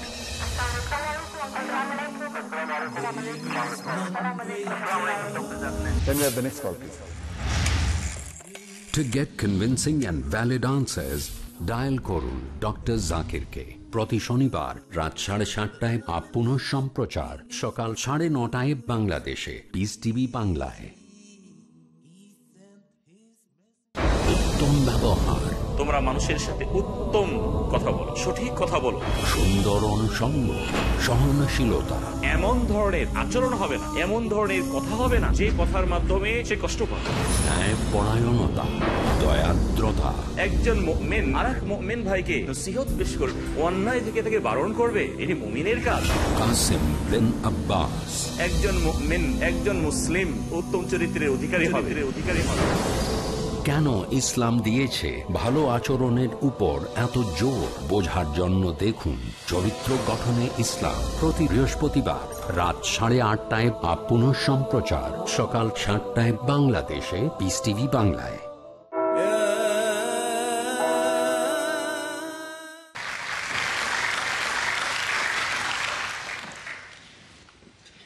Alhamdulillah, wassalatu wassalam ala rasulillah wa ala alihi wa sahbihi ajmain, amma ba'd. A'udhu billahi minash shaitanir rajim. Bismillahir rahmanir rahim. Wa qawlihim inna qatalna al-masiha Isa ibn Maryama rasulullah wa ma qataluhu wa ma salabuhu walakin shubbiha lahum wa innal ladhi naqtaluhu fihi la fi shakkin min ma lahum bihi min ilm illa tibazan wa ma qataluhu yakina. Bismillahir rahmanir rahim. Rabbi shrah li sadri wa yassir li amri wahlul 'uqdatam min lisani yafqahu qawli. শ্রদ্ধেয় pastor Ruknuddin, অথবা তিনি যেভাবে বলেন pastor Rukni, Henry পিও, pastor সাজি, এছাড়াও এখানে উপস্থিত বোম্বের বিভিন্ন চার্চের প্যাস্টরগণ, শ্রদ্ধেয় গুরুজনেরা এবং প্রিয় ভাই বোনেরা, আপনাদের সবাইকে শুভেচ্ছা জানাই ইসলামিক নিয়মে। আসসালামু আলাইকুম ওয়া রাহমাতুল্লাহি ওয়া বারাকাতুহু। আল্লাহর দয়া, শান্তি ও রহমত আপনাদের সবার উপরে বর্ষিত হোক। আজকের টপিক নিয়ে বলার আগে ইসলামে যীশু খ্রিস্টের অবস্থান সম্পর্কে পরিষ্কার করে বলতে চাই কিছু কথা। ইসলাম হলো একমাত্র অখ্রিস্টান ধর্মবিশ্বাস যে ধর্মে যীশু খ্রিস্টকে একজন রাসূল বলে মানা হয়। সেই লোক মুসলিম না যে যীশু খ্রিস্টকে নবী বলে মানে না। আমরা মানি যে তিনি হলেন আল্লাহ সুবহানাহু ওয়া তাআলার একজন প্রেরিত পুরুষ, আল্লাহর রাসূল। আমরা মানি যে তিনি হলেন মসিহ অর্থাৎ খ্রিস্ট। আমরা মানি যে তিনি অলৌকিকভাবে জন্মেছিলেন কোনো পুরুষের হস্তক্ষেপ ছাড়াই, যেটা এখনকার অনেক আধুনিক খ্রিস্টানই বিশ্বাস করে না। আমরা মানি যে তিনি আল্লাহর আদেশে মৃত মানুষকে জীবন দিয়েছেন। আমরা মানি যে তিনি আল্লাহর আদেশে জন্মান্ধ কুষ্ঠরোগীদের সুস্থ করে তুলেছেন। প্রশ্ন করতে পারেন, যদি মুসলিম আর খ্রিস্টানরা যীশু খ্রিস্টকে শ্রদ্ধা করে আর ভালোবাসে, তাহলে তাদের মধ্যে পার্থক্যটা কোথায়? প্রধান পার্থক্যটা হচ্ছে, খ্রিস্টানরা বলে যে যীশু খ্রিস্ট বা ঈসা আলাইহিস সালাম ছিলেন ঈশ্বর, আর তারা বলে তিনি ক্রুশবিদ্ধ হয়ে মারা গেছেন, আর তিনি মারা গেছেন মানুষ জাতির পাপের জন্য। আজকের এই বিতর্কের টপিকটা হচ্ছে, ওয়াজ ক্রাইস্ট রিয়েলি ক্রুসিফাইড? আর যেহেতু মুসলিম আর খ্রিস্টানরা আমরা দুই পক্ষ যীশু খ্রিস্টকে নবী বলে মানি, সেজন্য আমি এখানে দুই পক্ষের দৃষ্টিভঙ্গি তুলে ধরব, মুসলিম আর খ্রিস্টানদের দৃষ্টিভঙ্গি। মুসলিমদের দৃষ্টিভঙ্গিটার কথা বলতে গেলে আমরা মানি আমাদের সবচেয়ে পবিত্র ধর্মগ্রন্থ, যেটা আল্লাহর আসমানি কিতাব অর্থাৎ পবিত্র কোরআন শরীফ। আমি লেকচারের শুরুতে কোরআনের একটা আয়াত বলেছিলাম, সূরা নিসার 157 নম্বর আয়াতে উল্লেখ করা হয়েছে। এখানে বলা হয়েছে ইসলামিক দৃষ্টিভঙ্গিটা আজকের বিতর্কের টপিকের উপরে, যিশু কি ক্রুশবিদ্ধ হয়ে মারা গেছেন? আর প্যাস্টর রুকনি একজন আরব খ্রিস্টান মিশনারি, আরবি হলো তার মাতৃভাষা। এই আয়াতটা তাকে অনুবাদ করে বলার কোনো রকম প্রয়োজন নেই, কারণ তিনি বুঝতে পারছেন পবিত্র কোরআনের এই আয়াতটা কি বলছে। তবে এখানে বেশিরভাগ মানুষ আরবি ভাষা বোঝেন না, আরবি তাদের মাতৃভাষা নয়। তাই আমার লেকচারের শুরুতে যে আয়াতটা বলেছিলাম সেটার অর্থ বলছি। সূরা নিসার 157 নম্বর আয়াতে উল্লেখ করা হয়েছে, বলা হয়েছে, তারা বলে ইহুদিরা দম্ভ করে, আমরা খ্রিস্টকে হত্যা করেছি, মরিয়মের পুত্র যিশুকে, যে আল্লাহ তাআলার রাসূল। তারা তাকে হত্যা করেনি, তাকে ক্রুশবিদ্ধও করেনি, তবে তাদের এইরূপ বিভ্রম হয়েছিল।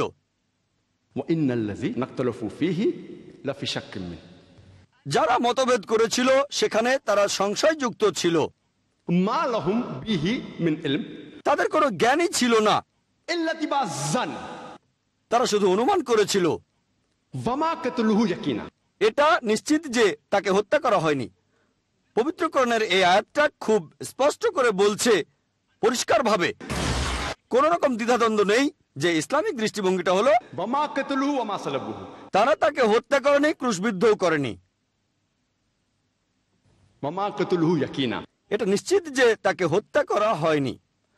কোরআন এখানে খুবই স্পষ্ট করে দ্বিধাদ্বন্দ্ব ছাড়াই একথা উল্লেখ করেছে এই আয়াতটিতে, যে তাকে হত্যা করা হয়নি।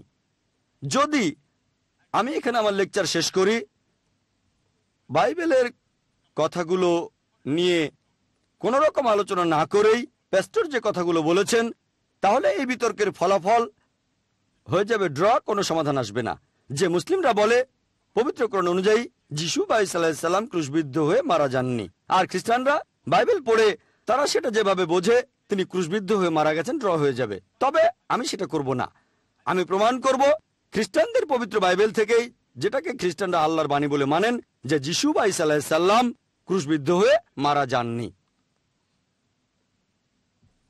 প্রথমেই বলে নেই, মুসলিমরা আমরা বাইবেলকে আল্লাহ তাআলার বাণী বলে মানি না।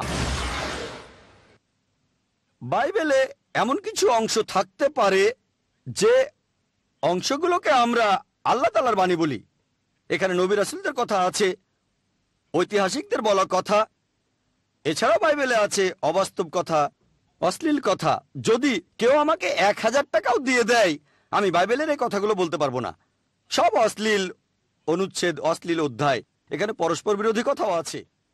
তবে যদিও আমি মানি না যে বাইবেল আল্লাহর বাণী, তারপরেও বাইবেল দিয়েই আমি প্রমাণ করব যে যীশুখ্রিস্ট ক্রুশবিদ্ধ হয়ে মারা যাননি। কারণ প্যাস্টর রুকনি আর এখানে উপস্থিত খ্রিস্টান ভাইরা তারা মানেন যে বাইবেল হলো আল্লাহর বাণী।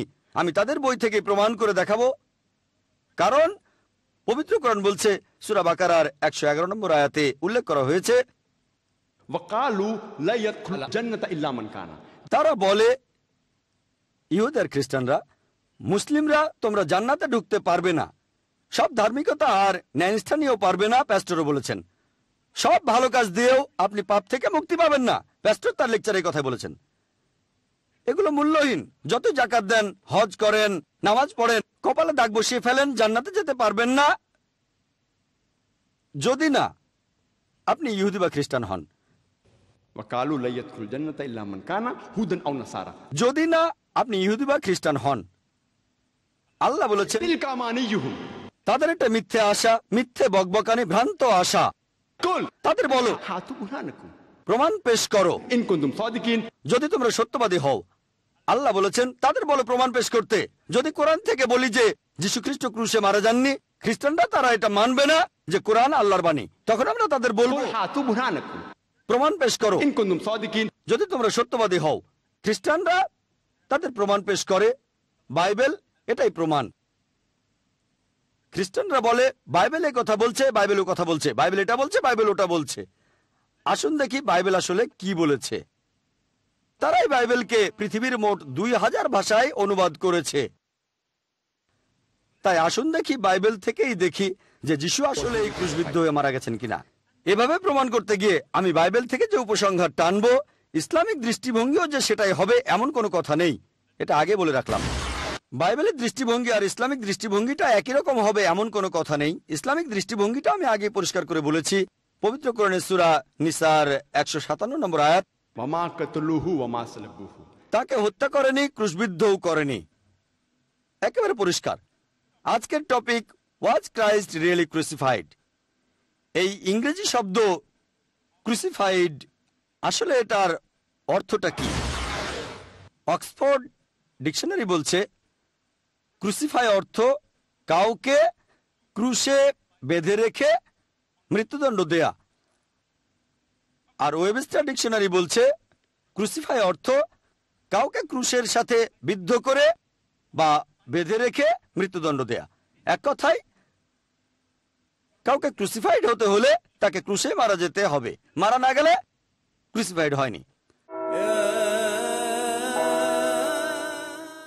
ফিল্টার করলে পানি বিশুদ্ধ হয়, ডায়ালাইসিস করলে রক্ত বিশুদ্ধ হয়, তাপ দিলে সোনা বিশুদ্ধ হয়। আমাদের কষ্টার্জিত টাকা কিভাবে বিশুদ্ধ হবে? আল্লাহ সুবহানাহু ওয়া তাআলা পবিত্র কোরআনে অনেকবার এই কথা বলেছেন, আকিমুস সালাত ওয়া আতুজ যাকাত, অর্থাৎ তোমরা নামাজ আদায় করো এবং যাকাত দাও। যাকাত দিয়ে সম্পদকে বিশুদ্ধ করুন। বর্তমানের এই যুগে ইসলামের বাণী প্রচারের জন্য স্যাটেলাইট চ্যানেল হলো সবচেয়ে সেরা মাধ্যম। পিস টিভিকে সমর্থন করুন। ডোনেশন এবং জাকাত পাঠানোর ঠিকানা IRFI Al Rayan bank, quadrant court 48 Calthorpe road, Birmingham, UK। Post code B151TH। Pound account নম্বর 011-32301। ইউরো অ্যাকাউন্ট নম্বর 011-32302। US ডলার অ্যাকাউন্ট নম্বর 011-32303। Short code 300083। Swift BIC code IBOBZB22।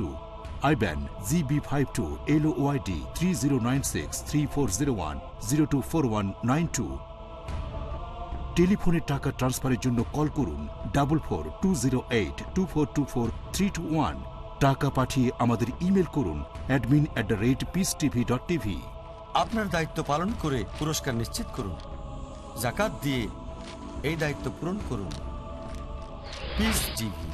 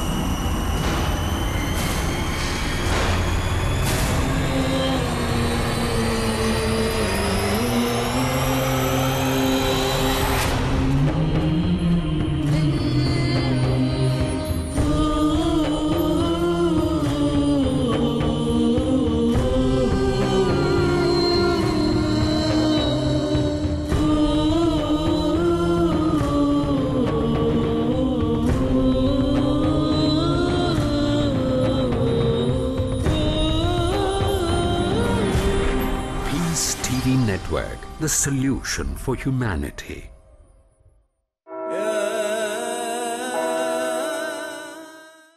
তবে যদিও আমি মানি না যে বাইবেল আল্লাহর বাণী, তারপরেও বাইবেল দিয়েই আমি প্রমাণ করব যে যীশুখ্রিস্ট ক্রুশবিদ্ধ হয়ে মারা যাননি। কারণ প্যাস্টর রুকনি আর এখানে উপস্থিত খ্রিস্টান ভাইরা তারা মানেন যে বাইবেল হলো আল্লাহর বাণী।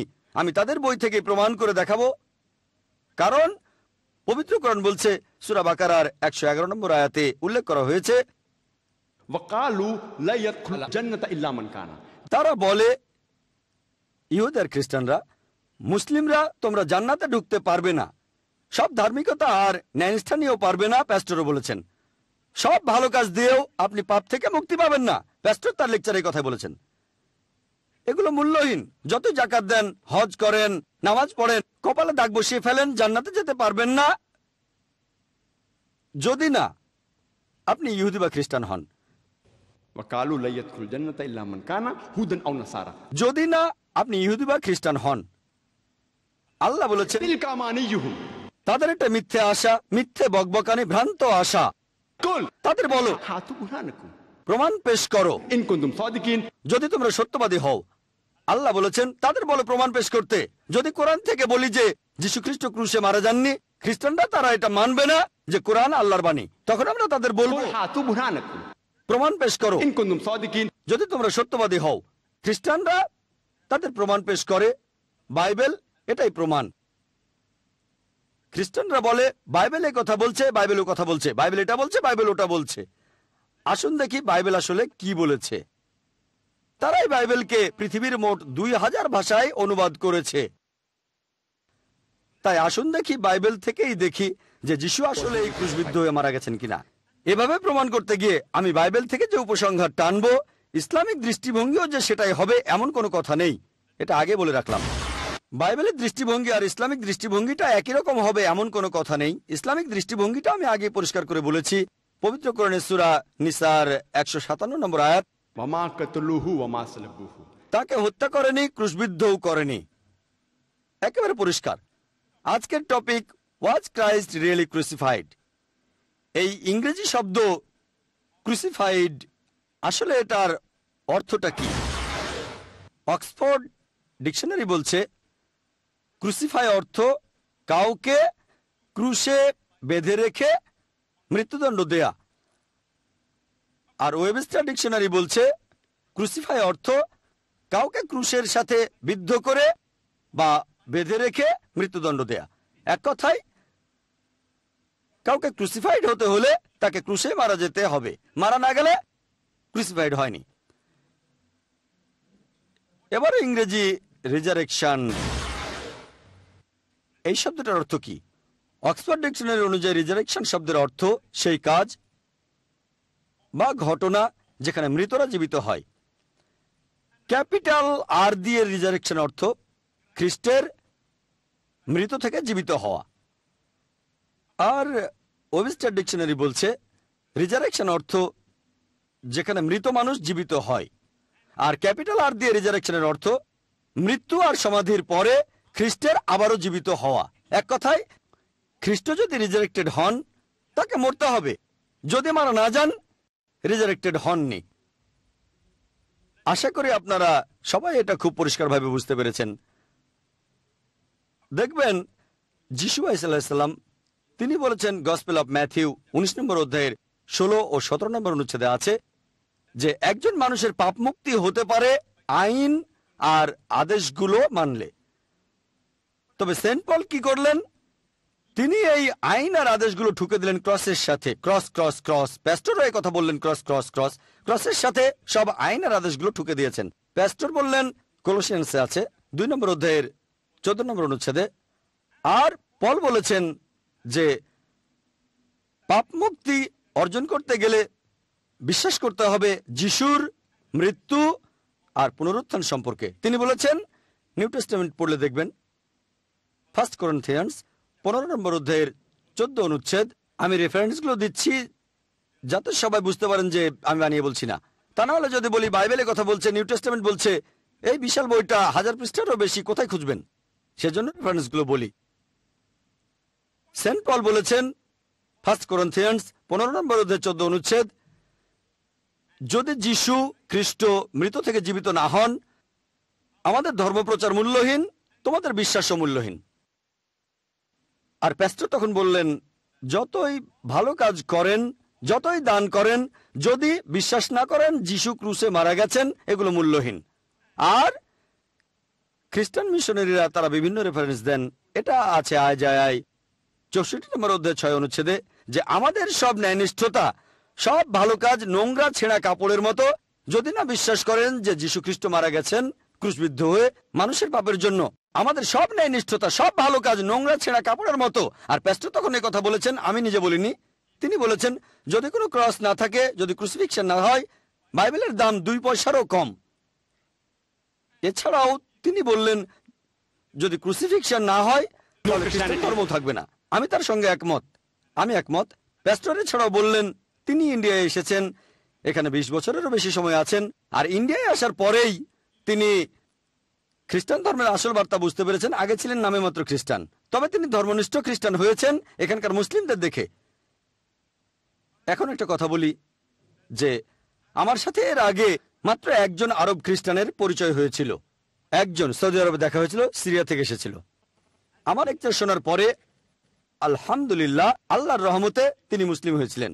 এখন আমার জীবনে এই দ্বিতীয়বার কোন আরব খ্রিস্টানের সাথে পরিচিত হলাম। আর ইনশাল্লাহ আল্লাহ সাহায্য করলে আমি আল্লাহর কাছে দোয়া করছি যেন আল্লাহ তাকে হেদায়েত করেন।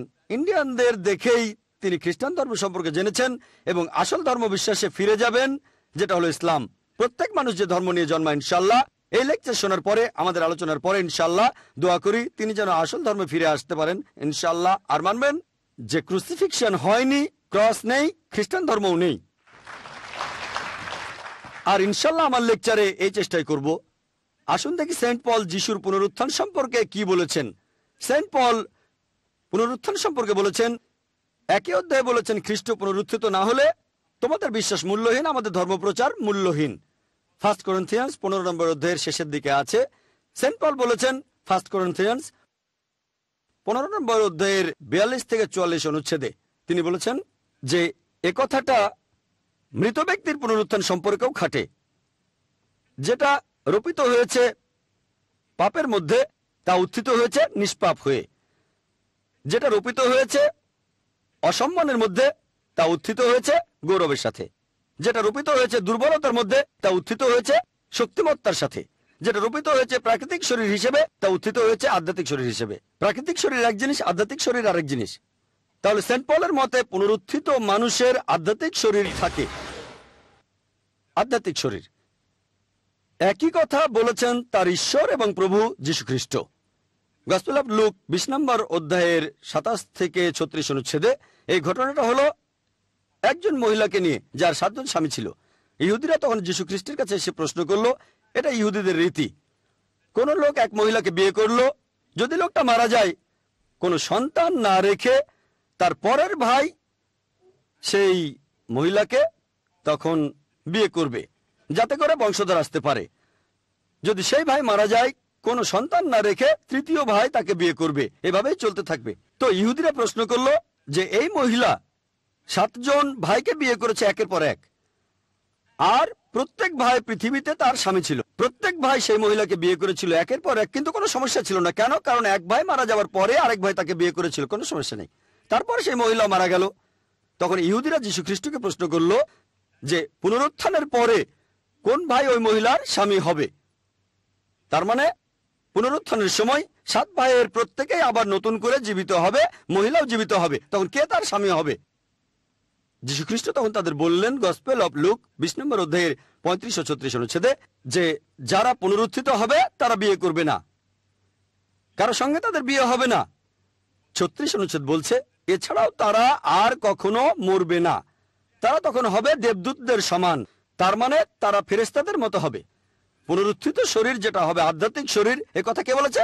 যীশু খ্রিস্ট বলেছেন। গসপেল অফ লুক 20 নম্বর অধ্যায়ের 36 অনুচ্ছেদ বলছে, সেন্ট পল বলেছেন 1 করিন্থিয়ান্স 15 নম্বর অধ্যায়ের 42 থেকে 44 নম্বর অনুচ্ছেদ বলছে একেবারে স্পষ্ট। এছাড়াও গসপেলগুলোতে এমন একটা অনুচ্ছেদও পাবেন না যেটা বলছে যে যীশু খ্রিস্ট পুনরুত্থিত হয়েছিলেন। সত্যি বলতে আপনারা যদি বাইবেল পড়েন তাহলে দেখবেন, হয়তো সবাই জানেন, সেই তথাকথিত ক্রুসিফিকশনের পরে যীশু খ্রিস্টের শিষ্যরা একটা ঘরে মিলিত হলো। যীশু খ্রিস্ট তখন সেই ঘরে ঢুকলেন। এটা আছে গসপেল অফ লুক 24 নম্বর অধ্যায়ের 36 অনুচ্ছেদে। ঘরে ঢুকে যীশু তার শিষ্যদের বললেন, শালোম, তার মানে তোমাদের উপরে শান্তি বর্ষিত হোক। পরের অনুচ্ছেদ গসপেল অফ লুক 24 নম্বর অধ্যায় 37 অনুচ্ছেদ, যে শিষ্যরা তখন খুব ভয় পেয়ে গেল। তারা ভাবলো এটা যিশুর আত্মা। আমি আপনাদের প্রশ্ন করি, যিশুর শিষ্যরা কি জন্য তাকে তখন মনে করেছিল যে তিনি আত্মা? তাকে কি আত্মার মতো দেখাচ্ছিল? আমি যখন খ্রিস্টানদের এই প্রশ্ন করি, সবাই উত্তর দিয়েছেন না। উত্তরটা ঠিক, যীশু খ্রিস্টকে তখন আত্মার মতো দেখাচ্ছিল না। ক্রুসিফিকশনের পরে তিনি যখন সে ঘরে গেলেন, তারা কেন ভেবেছিল যে এটা যিশুর আত্মা? এর কারণটা হলো তারা লোকজনের মুখে শুনেছিল যে তাদের প্রভু যীশু খ্রিস্টকে ক্রুশবিদ্ধ করা হয়েছে। তারা লোকজনের মুখে শুনেছিল প্রেতাত্মারা তার আত্মা নিয়ে গেছে, তিনি মারা গেছেন। তারা লোকজনের মুখে একথা শুনেছিল যে যীশু খ্রিস্টকে একটা সমাধিতে 3 দিন রাখা হয়েছিল। লোকজনের মুখে, কারণটা জানেন? কারণ তারা নিজের চোখে দেখেনি। সেন্ট মার্ক বলেছেন, গসপেল অফ মার্ক 14 নম্বর অধ্যায়ের 50 অনুচ্ছেদ বলছে যে যিশুর সব শিষ্যরা তাকে ত্যাগ করে পালিয়ে গিয়েছিল। যীশু খ্রিস্টের জীবনের সবচাইতে সংকটময় মুহূর্তে, যখন তাদের প্রয়োজন ছিল সবচেয়ে বেশি, তখন সব শিষ্যই 100%, সেন্ট মার্কের মতে তাদের সবাই 14 নম্বর অধ্যায়ের 50 অনুচ্ছেদ বলছে, সবাই যিশুকে ত্যাগ করে পালিয়ে গিয়েছিল। একথা কে বলেছে? জাকির নাইক বলেনি। গসপেল অফ মার্ক 14 নম্বর অধ্যায়ের 50 অনুচ্ছেদ বলছে সবাই যিশুকে ত্যাগ করেছিল লোকের মুখে শুনে। সেজন্য তারা ভেবেছিল যে এটা যিশুর আত্মা। তবে যীশু খ্রিস্ট তখন তাদের বললেন, পরের 2টো অনুচ্ছেদে আছে, গসপেল অফ লুক 24 নম্বর অধ্যায়ের 39 ও 40 নম্বর অনুচ্ছেদে, যিশু তার শিষ্যদের বললেন যে তোমরা আমার হাত পা দেখো, এটা তো আমি নিজেই, আমাকে তোমরা ধরে দেখো। আত্মার কোনো রক্তমাংসের শরীর থাকে না, আমাকে এখন যেভাবে দেখছো।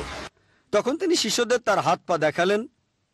শিষ্যদের বললেন, তোমরা আমার হাত পা দেখো, এটা তো আমি নিজেই, তোমাদের কি হয়েছে? এটা তো আমি তো তোমাদের প্রভু যীশু খ্রিস্ট, তোমরা ভয় পাচ্ছ কেন? আমাকে ধরে দেখো, তোমরা আমার হাত পা দেখো। আত্মার কোনো রক্তমাংসের শরীর থাকে না। যিশু তার হাত পা দেখিয়ে কি প্রমাণ করতে চেয়েছেন? এটা প্রমাণ করতে চেয়েছেন যে তিনি পুনরুত্থিত হয়েছেন, প্রমাণ করতে চেয়েছেন তিনি আত্মা, প্রমাণ করতে চেয়েছেন যে তিনি আসলে আত্মা নন, তিনি পুনরুত্থিত হননি। পরের 2টো অনুচ্ছেদ গসপেল অফ লুক 24 নম্বর অধ্যায়ের 41 নম্বর ও 42 নম্বর অনুচ্ছেদে বলা হয়েছে, শিষ্যরা খুব খুশি হলো, তারা আনন্দিত হলো। প্রথমে ভেবেছিল যিশু মারা গেছে, এখন দেখলো তিনি বেঁচে আছেন, জলজ্জান্ত, তাদের সামনে যীশু খ্রিস্ট দাঁড়িয়ে আছেন, তারা খুশি। যীশু খ্রিস্ট তখন তার শিষ্যদের বললেন যে তাদের কাছে কি কোনো খাবার আছে? তারা তখন তাকে খেতে দিল 1 টুকরো ঝলসানো মাছ আর অল্প একটু মধু। যিশু তাদের সামনে সেই খাবারগুলো খেলেন, প্রমাণ করার জন্য যে তিনি পুনরুত্থিত হয়েছেন, প্রমাণ করতে যে তিনি আত্মা, এটা প্রমাণ করতে যে তিনি মানুষ। তাদের সামনে তিনি সেই খাবারগুলো খেলেন। এক টুকরো ঝলসানো মাছ আর মধু প্রমাণ করতে যে তিনি পুনরুত্থিত হননি, তিনি আত্মা নন, বরং তিনি একজন রক্তমাংসে জলজান্ত মানুষ। পুনরুত্থান না থাকলে ক্রুসিফিকশন নেই, খ্রিস্টান ধর্মও নেই।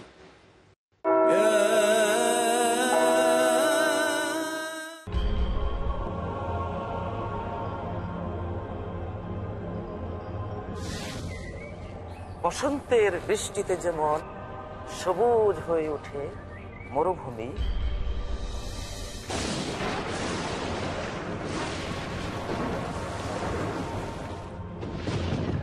তেমনি জীবন্ত হয়ে ওঠে আল কোরআনের জ্ঞানের ঝর্ণাধারায় মানব হৃদয়।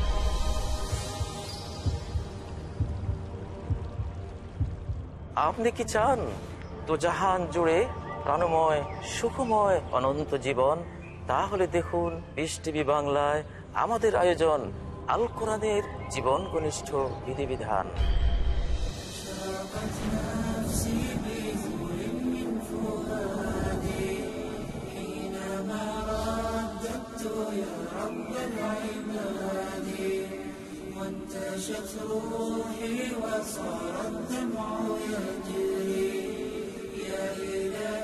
জানেন কত সুন্দরভাবে পবিত্র কোরআন অগণিত জীবনকে আলোকিত করেছে? আল কোরআনের জীবন ঘনিষ্ঠ বিধিবিধান প্রতি বুধবার ও শুক্রবার রাত 10:30টায় বা পুনঃ সম্প্রচার সকাল 9টায় বাংলাদেশে পিস টিভি বাংলায়। কোরআন একটা চূড়ান্ত বার্তা। মহাবিশ্বের মহাবিশ্বয় মহাগ্রন্থ আল কোরআন দিয়ে আমাদের হেদায়েতের ব্যবস্থা করেছেন। Quran will remain as the most modern book ever. এমন এক কিতাব যেই কিতাব দিয়ে মানুষের সব সমস্যার সমাধান করা যায়। সমাজের মধ্যে আল্লাহ সুবহানাহু ওয়া তাআলা কোরআনকে রাখবেনই। কোরআন শুধুমাত্র মুমিনদের সম্পদ নয়, কোরআন হচ্ছে বিশ্ব মানবতার মহান সম্পদ। দেখুন শাইখ আব্দুর রহমান মাদানির সাথে আসুন কোরআন দিয়ে জীবন গড়ি, প্রতি রবিবার ও মঙ্গলবার সন্ধ্যা 5:30টায় বা পুনঃ সম্প্রচার সকাল 6টায় বাংলাদেশে পিস টিভি বাংলায়।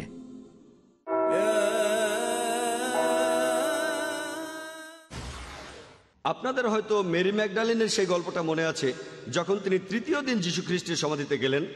এটা হচ্ছে গসপেল অফ জনে 20 নম্বর অধ্যায়ের 1 অনুচ্ছেদে। এছাড়াও হচ্ছে গসপেল অফ মার্কে 16 নম্বর অধ্যায়ের 2 অনুচ্ছেদে, যে সেটা ছিল সপ্তাহের প্রথম দিন, অর্থাৎ দিনটা ছিল রবিবার। ইহুদিদের সাবাথের দিন হলো শনিবার, তাহলে সপ্তাহের প্রথম দিন রবিবার। তাহলে সেই সপ্তাহের প্রথম দিন মেরি ম্যাগডালিন সমাধির কাছে গেলেন। এখন মেরি ম্যাগডালিন কেন তৃতীয় দিনে সমাধিতে যাবেন? যেহেতু তাদের মতে যীশুখ্রিস্ট আগেই মারা গেছেন, তাহলে সেখানে যাওয়ার প্রয়োজন কি? এর উত্তরটা দেওয়া আছে 1 নম্বর অনুচ্ছেদে, গসপেল অফ মার্কের 16 নম্বর অধ্যায়ের 1 অনুচ্ছেদে, যে মেরি ম্যাগডালিন যীশুখ্রিস্টকে মেসেজ করতে গিয়েছিলেন। অ্যানোয়েন্ট, ইংরেজি শব্দ অ্যানোয়েন্ট, আর মূল হিব্রু শব্দটা হলো মাসাহা, অর্থ মেসেজ করা, মালিশ করা, তেল মাখানো। আর এই শব্দটা থেকে আরবি ভাষায় শব্দটা এসেছে মসি, আর হিব্রু ভাষায় এই শব্দটা হলো মেসায়া, যাকে মালিশ করা হয়। এটাকে যদি গ্রিক ভাষায় অনুবাদ করেন সেটা হবে ক্রাইস্টস। এখান থেকে ইংরেজি শব্দটা এসেছে ক্রাইস্ট, যাকে মালিশ করা হয়। আমি একটা প্রশ্ন করি, কেউ মারা যাওয়ার 3 দিন পরে কি তার শরীর মেসেজ করা হয়? এমনটা শুনেছেন কখনো?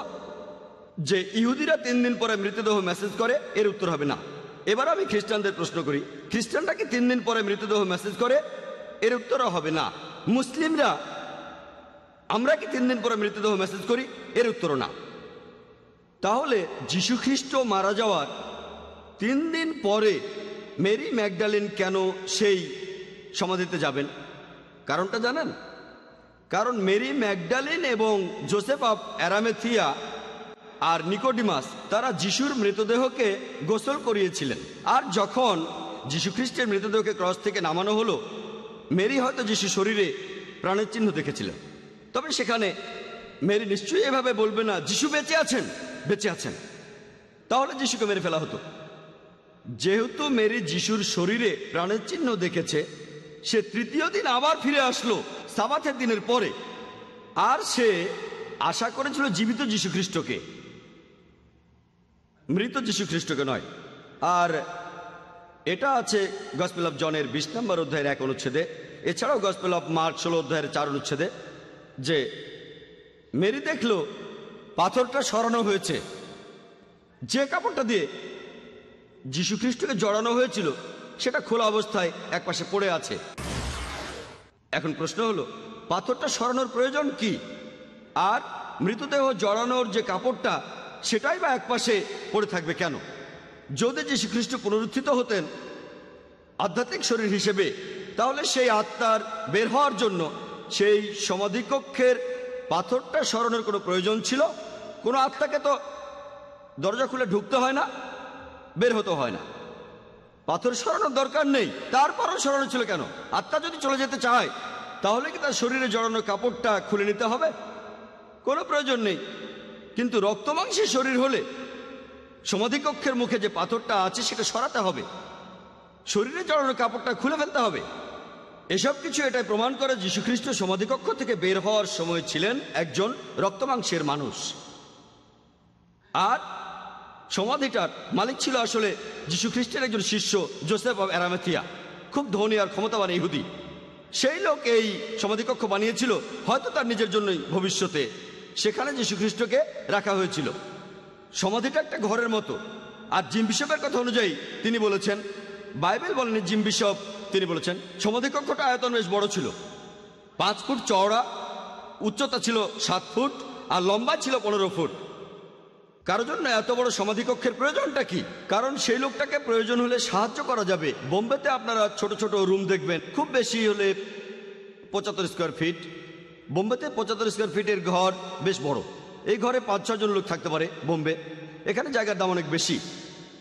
75 স্কোয়ার ফিট দেখবেন সেখানে 4-5 জন মানুষ থাকে। তাহলে এই ঘরে প্রয়োজন হলে সাহায্য করা যাবে। এখন আধ্যাত্মিক শরীরকে সাহায্য করার প্রয়োজনটা কি? আত্মার তো সাহায্যের প্রয়োজন হয় না। তারা সাহায্য করতে চেয়েছিল আসলে জীবিত মানুষকে। বাইবেল পড়লে দেখবেন গসপেল অফ জন 20 নম্বর অধ্যায়ের 15 অনুচ্ছেদে যিশু কথা বলছেন মেরি ম্যাগডালিনের সাথে। পৃথিবী থেকেই, মেরির পাশ থেকে, স্বর্গ থেকে না, যিশু দেখলেন যে মেরি কাঁদছেন। যিশু কাছে এসে বললেন, মহিলা তুমি কাঁদছো কেন? কাকে খুঁজছো? তিনি ভালোভাবে জানতেন মেরি কাঁদছে কেন, তারপর জিজ্ঞেস করলেন। মেরি তখন যিশুকে মনে করলো সেখানকার মালিক, আর তাকে বলল, আপনি ওনাকে নিয়ে কোথায় রেখেছেন? আমি তাকে নিয়ে যেতে এসেছি। এখন আমার প্রশ্ন, মেরি ম্যাগডালিন কেন ভাবলো যে যীশুখ্রিস্ট হলেন সেখানকার বাগানের মালিক? আপনাদের একটা প্রশ্ন করি, পুনরুত্থিত মানুষকে কি মালির মতো দেখায়? আপনারা কি বলেন? না। তাহলে মেরি কেন মনে করলো যীশুখ্রিস্ট সেখানকার বাগানের মালিক? এর উত্তরটা হলো, আসলে যিশু তখন মালির ছদ্মবেশে ছিলেন। এখন একজন আত্মা কেন মালির ছদ্মবেশ নেবে? যীশুখ্রিস্ট তখন মালির ছদ্মবেশে ছিলেন, তার কারণ তিনি তখন ইহুদিদের ভয় পাচ্ছিলেন।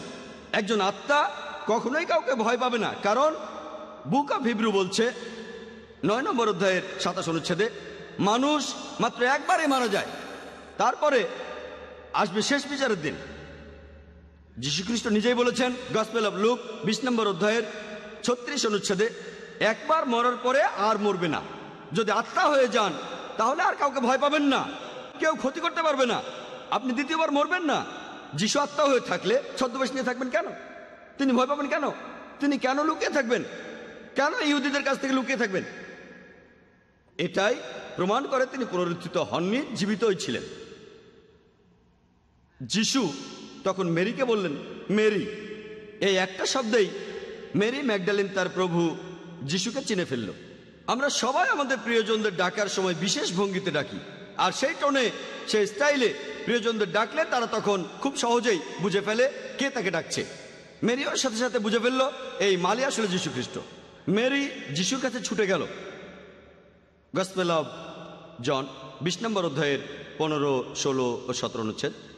যিশু মেরিকে বললেন, আমাকে স্পর্শ করো না। কেন? যিশু নিষেধ করলেন কেন?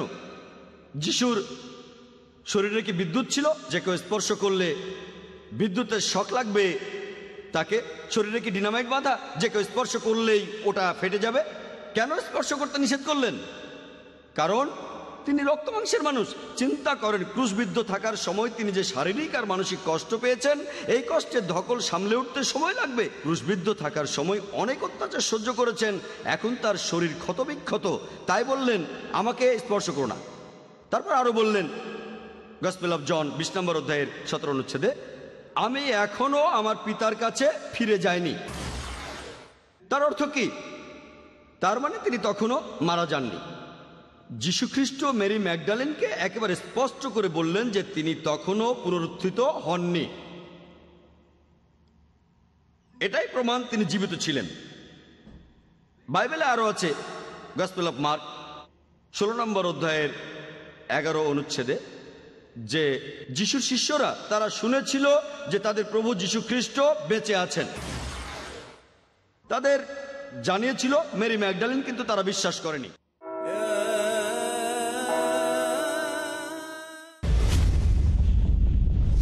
আমরা অনেক গুনাহের কাজ করি, দিনে আর রাতে, সকাল আর সন্ধ্যায়, জেনে আর না জেনে। কিন্তু কিছু গুনাহ রয়েছে কবিরা, যা আল্লাহ সুবহানাহু ওয়া তাআলা তওবা করা ছাড়া ক্ষমা করে দেবেন না। শাহ ওয়ালিউল্লাহ। কিন্তু বন্ধু, জানেন কোনটি কবিরা গুনাহ? বেঁচে থাকতে চান কবিরা গুনাহ থেকে? তাহলে যোগ দিন আমার সাথে পিস টিভি বাংলায়। দেখুন বড় গুনাহ প্রতি সোমবার ও শনিবার সন্ধ্যা 5:30টায়, পুনঃ সম্প্রচার সকাল 6টায় বাংলাদেশে পিস টিভি বাংলায়।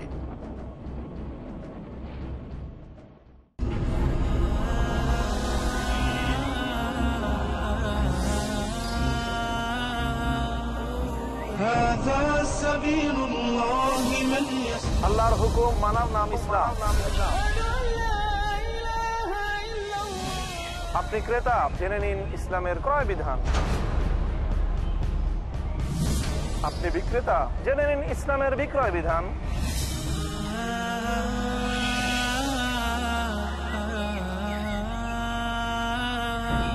আপনি ব্যবসায়ী, জেনে নিন ইসলামের ব্যবসার বিধান।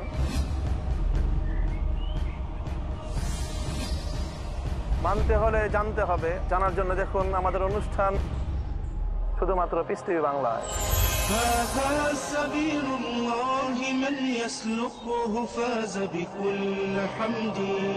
ব্যবসা সম্পর্কে কি কি রয়েছে ইসলামের অনন্য নীতিমালা জানুন আমাদের অনুষ্ঠান যোগে। ইসলামী লেনদেন প্রতি শুক্রবার রাত 10টায়, পুনঃ সম্প্রচার সকাল 8:30টায় বাংলাদেশে পিস টিভি বাংলায়।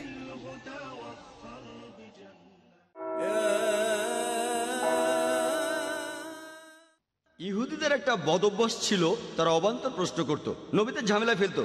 কোরআনে কথা বলছে, বাইবেলও বলছে। মুসাকে অবান্তর প্রশ্ন করেছিল, তাকে ঝামেলায় ফেলেছিল, মুসাকে অপদস্থ করেছিল, যিশুর সাথে একই কাজ করেছিল। এছাড়াও গসপেল অফ ম্যাথিউ আছে 12 নম্বর অধ্যায়ের 38 অনুচ্ছেদে, ইহুদিরা যীশু খ্রিস্টের কাছে এসে বলল, প্রভু, রাবাই, যার অর্থ প্রভু, আপনি আমাদের একটা নিদর্শন দেখান। নিদর্শন মানে অলৌকিক কিছু, অলৌকিক। যীশু খ্রিস্ট যেসব ভালো কাজ করেছিলেন সেগুলো দেখেও তারা সন্তুষ্ট হতে পারছে না, তারা নিদর্শন দেখতে চাইলো, অলৌকিক কাজ দেখতে চাইলো। যেমন ধরেন, হয়তো আকাশে উড়ে বেড়ানো, পানির উপরে হেঁটে বেড়ানো, অথবা জ্বলন্ত কয়লার উপরে হাঁটা, তারা সাইন দেখতে চাইলো। এখানে সাইন মানে ল্যাম্পপোস্টের সাইন না, রাস্তায় বিভিন্ন রকম সাইন দেখা যায় তেমন সাইন না। এখানে সাইন মানে অলৌকিক কিছু। আর বাইবেলের নতুন ইন্টারন্যাশনাল ভার্সনে বলা আছে এটা অলৌকিক নিদর্শন। ইহুদিদের কথার উত্তর যিশু কি বললেন? তিনি কি উত্তর দিলেন? পরের অনুচ্ছেদে গসপেল অফ ম্যাথিউ 12 নম্বর অধ্যায়ের 39-40 অনুচ্ছেদে বলছে, তোমরা হচ্ছ অপরাধী আর ব্যভিচারী জাতি। তোমরা নিদর্শন দেখতে চাও, অলৌকিক কিছু দেখতে চাও, কোন নিদর্শন দেখানো হবে না, শুধু ইউনুসের নিদর্শন বাদে। যেভাবে ইউনুস 3 দিন আর 3 রাত ধরে তিমি মাছের পেটে ছিলেন, সেই একইভাবে মানুষের পুত্র থাকবেন 3 দিন ও 3 রাত এই পৃথিবীর বুকের ভেতর। যীশু খ্রিস্ট তাদের এই কথা বলেননি যে তোমরা সেই অন্ধলোককে দেখো যাকে আমি সুস্থ করে দিয়েছিলাম, তোমরা সেই মহিলাকে জিজ্ঞেস করো যে আমাকে স্পর্শ করে সুস্থ হয়েছিল। 2000 শুকর মেরে প্রেতাত্মায় আচ্ছন্ন একজনকে সারানোর কথাও তিনি বলেননি। 5000 লোককে একটা মাছ খাইয়েছিলেন অথবা 3000 লোককে একটা রুটি খাইয়েছিলেন, একথাও বলেননি। তিনি বললেন কোনো নিদর্শন দেখানো হবে না ইউনুসের নিদর্শন বাদে। যীশু খ্রিস্ট তার অলৌকিক কাজ সেটাকে এক কথায় বলে দিলেন,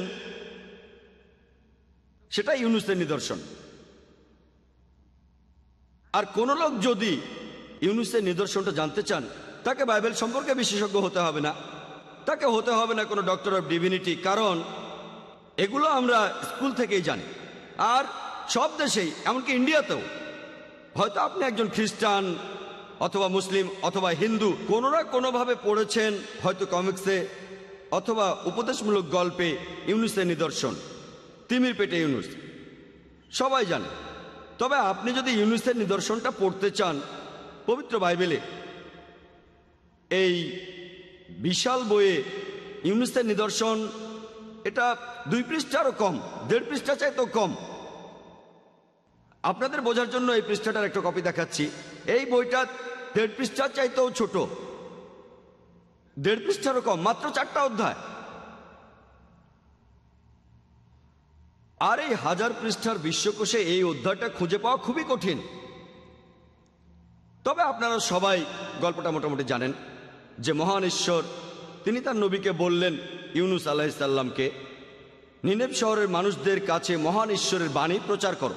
কিন্তু ইউনুস বললেন, নিনেভ শহর, ওখানে মানুষ খুব খারাপ, ঈশ্বরের বাণী তো তারা মেনে চলবে না। আর ভাবলেন তারা আমাকে নিয়ে হাসি ঠাট্টা করবে, আমার সময়টা নষ্ট হবে। তিনি তাই জপায় গেলেন, আর সেখান থেকে জাহাজে করে টারশিসে গেলেন। কিন্তু জাহাজে ওঠার পর প্রচণ্ড ঝড় শুরু হলো। আর তখনকার দিনে নাবিকদের মধ্যে একটা কুসংস্কার প্রচলিত ছিল যে জাহাজে যাওয়ার পর যদি ঝড় শুরু হয়, এটার কারণ হলো কেউ একজন ঈশ্বরকে অমান্য করেছে। তারা তখন বের করার চেষ্টা করত যে কে এই ঘটনার জন্য দায়ী। তারা দায়ী লোককে লটারি করে বের করত। এখানে যখন লটারি করা হলো, দেখা গেল ইউনুসই এর জন্য দায়ী। আর ইউনুস আলাইহিস সালাম আল্লাহর প্রেরিত নবী ছিলেন। তিনি মানলেন আর বললেন, দেখো এসব কিছুর জন্য আমি দায়ী, মহান ঈশ্বর আমাকে নিনেভ শহরে যেতে বলেছিলেন, কিন্তু আমি জোপা থেকে এখন টারশিসে যাচ্ছি, পালিয়ে যাচ্ছি, আমি অন্যায় করেছি, তোমরা আমাকে ধরে সাগরে ফেলে দাও। কিন্তু তারা বলল, এই লোক কি ধার্মিক লোকটা, কেন আমরা তাকে মেরে ফেলবো? তারা জাহাজ সরিয়ে নেওয়ার চেষ্টা করলো, কিন্তু কিছুই করা গেল না, তখনও ঝড় চলছে। ইউনুস বললেন, তোমরা আমাকে ধরে সাগরে ফেলে দাও। শেষে তারা রাজি হলো আর ইউনুসকে সাগরে ফেলে দিল। সাগরে ফেলে দেওয়ার পরে ঝড়টা থেমে গেল। হয়তো কাকতালীয় ঘটনা। কিছুক্ষণ পরে একটা বড় মাছ, একটা তিমি মাছ এসে ইউনুস আলাইহিস সালামকে গিলে ফেলল। ইউনুস আলাইহিস সালাম তিমি মাছের পেটে বসে দোয়া পড়তে লাগলেন। ইউনুস আলাইহিস সালামকে সেই মাছটা 3 দিন 3 রাত পেটে নিয়ে সাগরে ঘুরল, তারপর সাগর পাড়ে বমি করে তাকে ফেলে দিল। যীশু খ্রিস্ট নিদর্শন সম্পর্কে ইহুদিদের কি বলেছিলেন? যে তোমাদের কোনো নিদর্শন দেখানো হবে না, শুধু ইউনুসের নিদর্শন বাদে। আর ইউনুস নবী যেভাবে 3 দিন আর 3 রাত ধরে তিমি মাছের পেটে ছিলেন, সেই একইভাবে মানুষের পুত্র 3 দিন আর 3 রাত ধরে পৃথিবীর বুকের ভেতরে থাকবেন। আমি আপনাদের একটা প্রশ্ন করি, ইউনুসকে সাগরে ফেলে দেওয়ার সময় তিনি জীবিত ছিলেন না মৃত? উত্তর দেওয়ার আগে আপনাদের জন্য সহজ করে দেই। ইউনুস আলাইহিস সালাম নিজে থেকেই বলেছিলেন যে আমি অপরাধী, এজন্য আমি দায়ী, আমাকে সাগরে ফেলে দাও। কেউ রাজি না হলে হয়তো তার পাটা ভেঙে ফেলবেন, হয়তো ভাঙবেন তার ঘাড়, হয়তো হাত মুচড়ে দেবেন, কিন্তু ইউনুস নিজেই বলেছিলেন, তাই এসবের প্রয়োজন ছিল না, শুধু সাগরে ফেলে দিয়েছিল। আপনাদের আরেকটা প্রশ্ন করি, ইউনুসকে সাগরে ফেলার সময় তিনি জীবিত ছিলেন নাকি মৃত? জীবিত। তিমি মাছ এসে তাকে গিলে ফেললো, তখন তিনি জীবিত না মৃত? জীবিত। আল্লাহর কাছে তিনি দোয়া করেছিলেন তিমির পেটের ভেতরে থেকে, তখন জীবিত না থাকলে প্রার্থনা করতে পারতেন, তখন জীবিত না মৃত? জীবিত। তিমিটা ইউনুসকে নিয়ে 3 দিন 3 রাত ধরে সাগরে ঘুরলো, জীবিত না মৃত? জীবিত। তিমিটা সাগর পারে বমি করে তাকে বের করে দিল, জীবিত না মৃত? জীবিত। জীবিত জীবিত জীবিত জীবিত। যখন কোনো লোককে জাহাজ থেকে সাগরে ফেলা হয়, তার মরে যাওয়ার কথা। মারা গেলে অলৌকিক হবে না, যদি বেঁচে থাকেন অলৌকিক। তিমি মাছ তাকে গিলে ফেললো, মারা যাওয়ার কথা, কিন্তু তিনি মরেননি, এটা অলৌকিক। 3 দিন 3 রাত গরমে আর অক্সিজেনের অভাবে সেই তিমি মাছের পেটে তার মরে যাওয়ার কথা, কিন্তু তিনি মরেননি, এটা অলৌকিক। একই সাথে অনেকগুলো অলৌকিক ঘটনা। ঘটনাটা খুবই অলৌকিক। যিশু বলেছেন ইহুদিদের যেভাবে ইউনুস ছিলেন 3 দিন 3 রাত, সেভাবে মানুষের পুত্র থাকবে 3 দিন 3 রাত। যেভাবে ইউনুস নবী 3 দিন 3 রাত তিমির পেটে ছিলেন, সেই একইভাবে ঈশ্বরের পুত্র 3 দিন 3 রাত পৃথিবীর বুকে থাকবেন। ইউনুস ছিলেন জীবিত। কিন্তু যখন এই প্রশ্নটা করি আমার খ্রিস্টান ভাইদের, তারা আসলে আমাদের ভাই, আমাদের জ্ঞাতি ভাই, যেভাবেই বলেন আমরা জ্ঞাতি ভাই, আমি খ্রিস্টান ভাইদের প্রশ্ন করি যে আপনাদের বিশ্বাস অনুযায়ী যিশু সমাধিকক্ষে কিভাবে ছিলেন? সবাই আমাকে বলেছে তিনি তখন মৃত, যিশু তখন মৃত। আপনাদের প্রশ্ন করি, ইউনুস ছিলেন জীবিত, অন্যদিকে যিশু খ্রিস্ট ছিলেন মৃত। তাহলে যিশু খ্রিস্ট কি ইউনুসের মতোই হলেন নাকি হলেন না? একরকম না আলাদা? আলাদা। তাহলে যিশুর ভবিষ্যৎবাণীটা আসলে সত্যি সত্যি ঘটেনি। তিনি নিজেই নিদর্শনের কথা বলেছেন, কোনো নিদর্শনই দেখানো হবে না ইউনুসের নিদর্শন বাদে। আর তার এই ভবিষ্যৎবাণী বাস্তবে ফলেনি। ভবিষ্যৎবাণীটা সত্যি হতে গেলে যিশু খ্রিস্টের থাকা উচিত জীবিত। আমার লেকচার আমি আগেও বলেছি তিনি ছিলেন জীবিত। তা না হলে নবী যিশু খ্রিস্টকে বলতে হয় মিথ্যাবাদী, নাউজুবিল্লাহ। এটা আমরা কখনো বলতে পারবো না। তাকে আমরা সম্মান আর শ্রদ্ধা করি। তাহলে এই ভবিষ্যৎবাণী সত্যি হওয়ার জন্য তার থাকা উচিত জীবিত। আর যিশু খ্রিস্ট সে সময় জীবিত ছিলেন, এ কথা আমি আগেও আমার লেকচারে প্রমাণ করে দেখিয়েছি। এ কথা আগেও বলেছি যে একজন লোককে ক্রুসিফাই হতে গেলে তাকে অবশ্যই সেই ক্রসে ঝোলা অবস্থায় মারা যেতে হবে। যদি সেই লোক ক্রসে ঝুলে মারা না যায় তাহলে সে ক্রুসিফাইড হয়নি। এমন কিছু লোক আছে যারা বলবে এই নিদর্শনের ব্যাপারটা আসলে জীবিত মৃত্যু নিয়ে নয়, এখানে সময়ের উপর জোর দেওয়া হচ্ছে। অর্থাৎ 3 দিন আর 3 রাত ইউনুস যেভাবে তিমির পেটে ছিলেন, একইভাবে ঈশ্বরের পুত্র থাকবেন 3 দিন 3 রাত ধরে। 3 বলা হয়েছে এখানে 4 বার। এখানে আসলে গুরুত্ব দেওয়া হচ্ছে 3 সংখ্যাটার উপর, জীবিত বা মৃত না। আমি বললাম 3-এর মধ্যে অলৌকিকতা কোথায়? যদি আমি বলি দিল্লি যেতে আমার 3 দিন 3 রাত সময় লাগবে, এটা কোনো অলৌকিক? তাহলে 3-এর অলৌকিকতা কি? 3 দিন বা 3 সপ্তাহ, এটা তো কোনো অলৌকিক না। কিন্তু তারা বলে না, এখানে সময়টাই আসল। আসুন আমরা দেখি যিশু কি এই ভবিষ্যৎবাণীটা পূরণ করেছিলেন, যেটা কিছু খ্রিস্টানের মতে এই অলৌকিক ঘটনাটার মূল বিষয়। আগেও বলেছি, আপনারাও জানেন, কোনো খ্রিস্টানকে যদি জিজ্ঞেস করি যে পবিত্র বাইবেল অনুযায়ী যিশুকে কখন ক্রুশবিদ্ধ করা হয়েছিল, খ্রিস্টানরা বলবে যে গুড ফ্রাইডেতে। আমার প্রশ্ন, শুক্রবারকে কেন গুড ফ্রাইডে বলা হয়? তারা বলে মানুষের পাপের জন্য তিনি সেদিনই মারা গিয়েছিলেন, তাই শুক্রবার গুড ফ্রাইডে। আর বাইবেল পড়লে দেখবেন যে যীশু খ্রিস্টের বিচার খুব তাড়াতাড়ি করা হয়েছিল, তাকে ক্রসে ঝোলানো হয়েছিল, তাড়াতাড়ি নামানো হয়েছিল, তাড়াতাড়ি। কারণটা প্যাস্টরও বললেন, যেদিন সাবাত সেই রাতে কাউকে ক্রসে ঝুলিয়ে রাখা হতো না। এটা আছে, তিনি রেফারেন্সটা দেননি, ডিউটেরোনমি 21 অধ্যায় 23 অনুচ্ছেদে আছে, সেই স্থানটা অভিশপ্ত হবে। সেজন্য যিশুকে নামানো হয়েছিল, তারপর গোসল করানো হলো, আর ততক্ষণে সন্ধ্যা হয়ে গেছে। তারপর সে সমাধিকক্ষে তাকে রেখে দেওয়া হলো। আর গসপেল অফ জন 20 অধ্যায়ের 1 অনুচ্ছেদে আছে যে সপ্তাহের প্রথম দিনে রবিবার সকালে দেখা গেল সমাধিতে কেউ নেই, দেখলো মেরি ম্যাগডালিন। তাহলে অনুমান করা যায় যিশু সেই সমাধিকক্ষে ছিলেন শুক্রবার রাতে। অনুমানের কথা বললাম কেন? কারণ বাইবেলে বলা নেই কখন যিশু সমাধি ছেড়ে চলে গেছেন। হয়তো তিনি গেছেন শুক্রবার গভীর রাতে বা শনিবার সকালে, কিছু বলা নেই। তাই এটা আমরা অনুমান করে নিচ্ছি যিশু রবিবার সকালে সেখান থেকে বেরিয়ে গেছেন। তাহলে যিশু সেই সমাধিতে ছিলেন শুক্রবার রাতে, এটা অনুমান। এরপর সেই সমাধিতে ছিলেন শনিবার সকালে, এটাও অনুমান। যীশু খ্রিস্ট সমাধিকক্ষে ছিলেন শনিবার রাতে, এটা অনুমান। রবিবার সকালে সমাধিকক্ষটা ফাঁকা, তাহলে যিশু সেখানে ছিলেন 2 রাত 1 দিন। কিন্তু বলা হয়েছিল 3 দিন 3 রাত, 3 দিন আর 3 রাত। ইউনুস নবী যেভাবে তিনি মাছের পেটে ছিলেন, সেই একইভাবে ঈশ্বরের পুত্র পৃথিবীর বুকের ভেতরে থাকবেন 3 দিন আর 3 রাত। কিন্তু যীশু খ্রিস্ট সেই সমাধিতে ছিলেন 1 দিন 2 রাত। 3 দিন 3 রাত আর 1 দিন 2 রাত, এই দুটো সময় কি এক? এই দুটো সময় কি এক না? তাহলে তারা যে সময়ের উপর গুরুত্ব দেয় সেটাও আসলে বাস্তবে ফলেনি। তাহলে ঘটনাটা দাঁড়ালো যীশু খ্রিস্ট তখন জীবিত ছিলেন।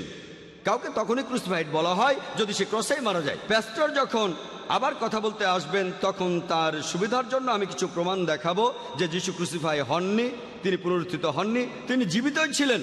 আর জীবিত থাকলে ক্রুসিফিকশনও হয়নি, পুনরুত্থানও হয়নি। যিশুকে ক্রুসে ঝুলানোর পরে খুব তাড়াতাড়ি নামানো হয়েছিল, 3 ঘন্টা পরে। 3 ঘন্টায় ক্রসে কেন মারা যাওয়া কঠিন, তাই যিশু ছিলেন জীবিত। যখন তাকে নামানো হলো, ক্রুশবিদ্ধ 2 জন তারা বেঁচে ছিল, প্রমাণ করে যে যিশুও বেঁচে ছিলেন। 2 নম্বর পয়েন্ট। 3 নম্বর পয়েন্ট, তার পা দুটো ভাঙা হয়নি। মৃতের কাছে তার পায়ের কোনো দাম নেই, প্রমাণ করে যে তিনি জীবিত ছিলেন। 4 নম্বর পয়েন্ট হচ্ছে পাথরটা সরানো হয়েছিল আর গায়ে জড়ানো কাপড়টা খোলা হয়েছিল, এতে প্রমাণ হয় যে তিনি জীবিত ছিলেন। 5 নম্বর পয়েন্ট, যে তিনি মালিক ছদ্মবেশ নিয়েছিলেন।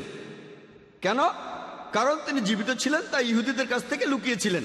6 নম্বর পয়েন্ট, সমাধিটা বেশ বড় ছিল, অনেক বড় রুম। মৃত একজন লোকের জন্য এত বড় ঘরের প্রয়োজনটা কি? তাহলে যীশু খ্রিস্ট ছিলেন জীবিত। 7 নম্বর পয়েন্ট, যে যখন মেরি ম্যাগডালেন যীশু খ্রিস্টের কাছে গেল, যীশু তাকে বললেন আমাকে স্পর্শ করো না। কেন? কেন? তিনি রক্ত মাংসের মানুষ, তিনি জীবিত ছিলেন, তার ব্যথা লাগবে, যন্ত্রণা পাবেন তিনি, এতে প্রমাণ হয় তিনি জীবিত ছিলেন। যিশু তখন মেরিকে বলেছিলেন যে আমি এখনো আমার পিতার কাছে ফিরে যাইনি, তার মানে তিনি ছিলেন জীবিত। 9 নম্বর পয়েন্ট, মেরি ম্যাগডালিন তখন যীশু খ্রিস্টকে দেখে ভয় পাননি। 10 নম্বর পয়েন্ট, যে সেই উপরের রুমে যিশু তার হাত পা দেখিয়েছিলেন, প্রমাণ করতে যে তিনি আত্মা নন বরং তিনি মানুষ। 11 নম্বর পয়েন্ট, যে শিষ্যরা তাকে দেখে খুশি হয়েছিল। কেন? তারা ভেবেছিল যিশু মারা গিয়ে আত্মা হয়েছেন, তারা খুব খুশি হয়েছিল কারণ তিনি জীবিত। 12 নম্বর পয়েন্ট, যিশু সেখানে এক টুকরো সেদ্ধ মাছ আর মধু খেলেন, প্রমাণ করতে যে তিনি জীবিত। তার শিষ্যরা শুনেছিল মেরি ম্যাগডালিনের কাছে যে তিনি জীবিত। 14 নম্বর পয়েন্ট, ইউনুসের নিদর্শন। যেভাবে ইউনুস নবী 3 দিন 3 রাত তিমির পেটে ছিলেন, সেই একইভাবে ঈশ্বরের পুত্র 3 দিন 3 রাত এই পৃথিবীর বুকে থাকবেন, জীবিত জীবিত জীবিত। যিশু জীবিত ছিলেন, ক্রুসিফিকশন হয়নি, পুনরুত্থানও হয়নি। তাহলে এক কথাই বললে যিশু খ্রিস্টকে ক্রুশে ঝোলানো হয়েছিল বাইবেলের কথা অনুযায়ী, কিন্তু তিনি মারা যাননি।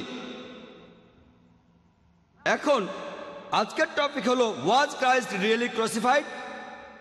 যদি ক্রসে থাকা অবস্থায় তিনি মারা যান তাহলে ক্রসিফাইড হয়েছেন, যদি ক্রসে থাকা অবস্থায় তিনি মারা না যান তাহলে সেই ঘটনাকে আপনারা কি বলবেন? আর ইংরেজি ভাষায় কোনো শব্দ নেই। যদি আপনারা ডিকশনারিতে এই শব্দটা খোঁজেন যে কাউকে ক্রুশে ঝুলানো হয়েছিল কিন্তু মারা যাননি, এজন্য কোনো শব্দ আপনারা পাবেন না, নতুন শব্দ বানাতে হবে। এখানে যে শব্দটা আমরা বলতে পারি সেটা হলো যীশু খ্রিস্ট আসলে ক্রুসিফাইড হননি, তিনি ক্রুসিফিক্টেড হয়েছিলেন। শব্দটা ক্রুসিফিকশন হবে না, CRUCIFIXION, এটা হবে ক্রুসিফিকশন, CRUCIFICTION। এটা একটা ফিকশন, আমাদের নতুন শব্দ বানাতে হবে। তাহলে বলা যায় যে যীশু খ্রিস্ট তিনি ক্রুসিফাইড হননি, তিনি হয়েছিলেন ক্রুসিফিক্টেড। তাই আশা করি এতে দ্বিধাদ্বন্দ্ব চলে যাবে, আর প্যাস্টরও মানবেন, তার মন থেকে দ্বিধাদ্বন্দ্ব দূর হয়ে যাবে যে যীশু খ্রিস্ট আসলে ক্রুসিফাইড হননি, কোনো ক্রুসিফিকশন হয়নি FIXION, বরং ক্রুসিফিকশন FICTION। লেকচার শেষ করার আগে কোরআনের একটি আয়াতের উদ্ধৃতি দিচ্ছি। সূরা আল ইমরানের 54 নম্বর আয়াতে এ কথার উল্লেখ করা আছে, আর তারা চক্রান্ত করেছিল, আল্লাহ কৌশল করেছিলেন, নিশ্চয়ই আল্লাহ কৌশলীদের শ্রেষ্ঠ। ওয়া আখিরু দাওয়ানা আলহামদুলিল্লাহি রাব্বিল আলামিন।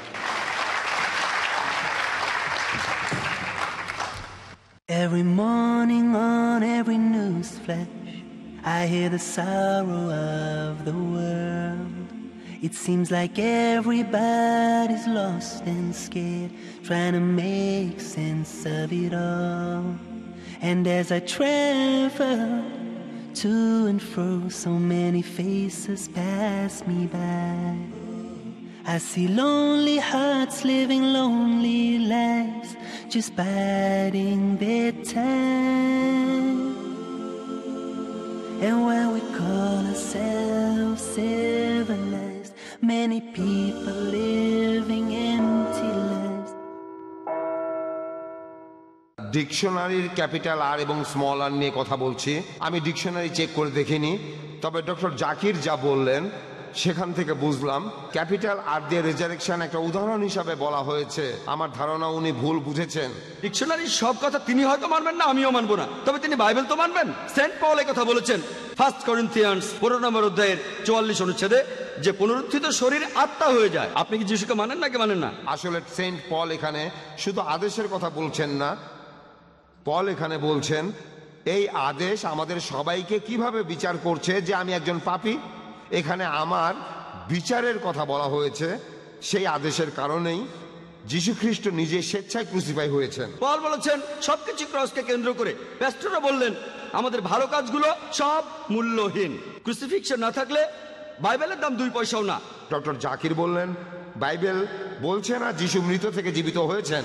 আমি কথাটা শুনে অবাক হয়েছি। বাইবেল ভালো করে দেখি, আমার প্যাস্টর বাইবেলটা দেখুক। তিনি গসপেল অফ ম্যাথিউর 28 অধ্যায়ের 6 নম্বর অনুচ্ছেদটা বললেন, আমি অনুচ্ছেদটা পড়েছি। তিনি এখানে নেই কারণ তিনি উত্থিত হয়েছেন, যেমনটা বলেছিলেন আসো দেখে যাও মহান প্রভু কোথায় শুয়েছিলেন।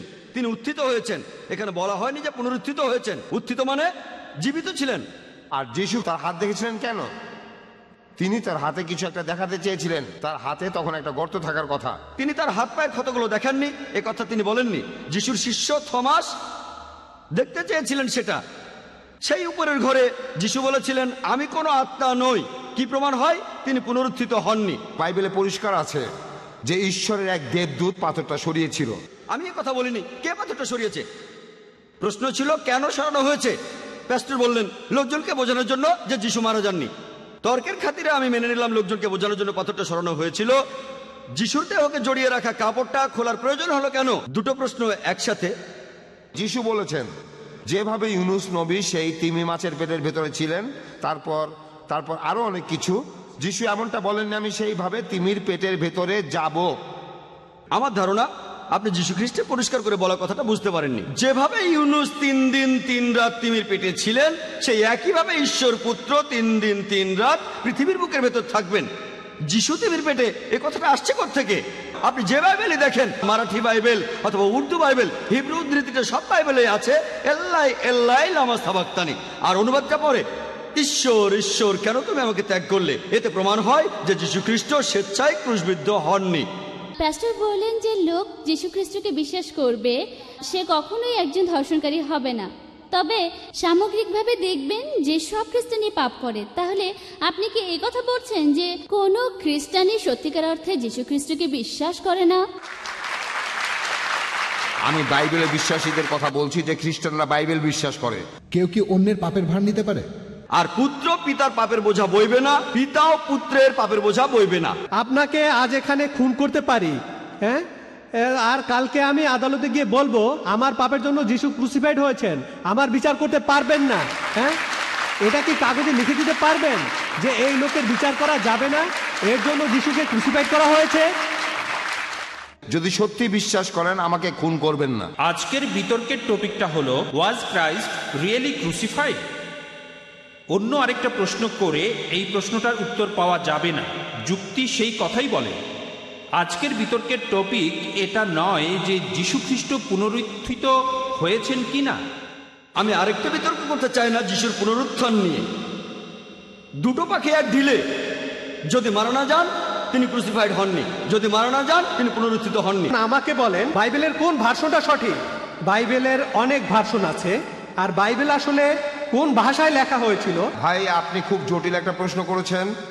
আর না না না, এটা তো সহজ প্রশ্ন। আর একদিন আমরা চায়ের দোকানে চা খেতে খেতে এটা নিয়ে আলোচনা করব। হে মুমিনগণ, আল্লাহকে ভয় করো। হালাল হারাম একমাত্র আল্লাহ পাক করতে পারেন। তোমাদের জন্য মৃত জীবের মাংস ও সোয়ার অবৈধ করা হয়েছে। বিড়ি, তামাক, জর্দা, সিগারেট, গুড় এগুলো হারাম খাদ্য। এই ইমানদারগণ, তোমরা হেদায়েতের পথে থাকলে কেউ পথভ্রষ্ট করতে পারবে না। জ্ঞানের মূল উৎস হচ্ছে আল্লাহর ওহী। তিনি পূর্ব পশ্চিমের মালিক, তিনি ছাড়া কোনো মাবুদ নেই। আল্লাহ যে আইন নাজিল করেছেন তার বিপরীতে কেউ যদি আইন প্রণয়ন করে তো তারা কাফের। হারাম মাল নিয়ে যদি কেউ হাজ করে বা মসজিদ বানায় তা কি বৈধ হবে? জানতে হলে দেখুন ইসলামের শ্রেষ্ঠত্ব প্রতি শুক্রবার রাত 11:30টায় বা পুনঃ সম্প্রচার সকাল 10:30টায় বাংলাদেশে পিস টিভি বাংলায়।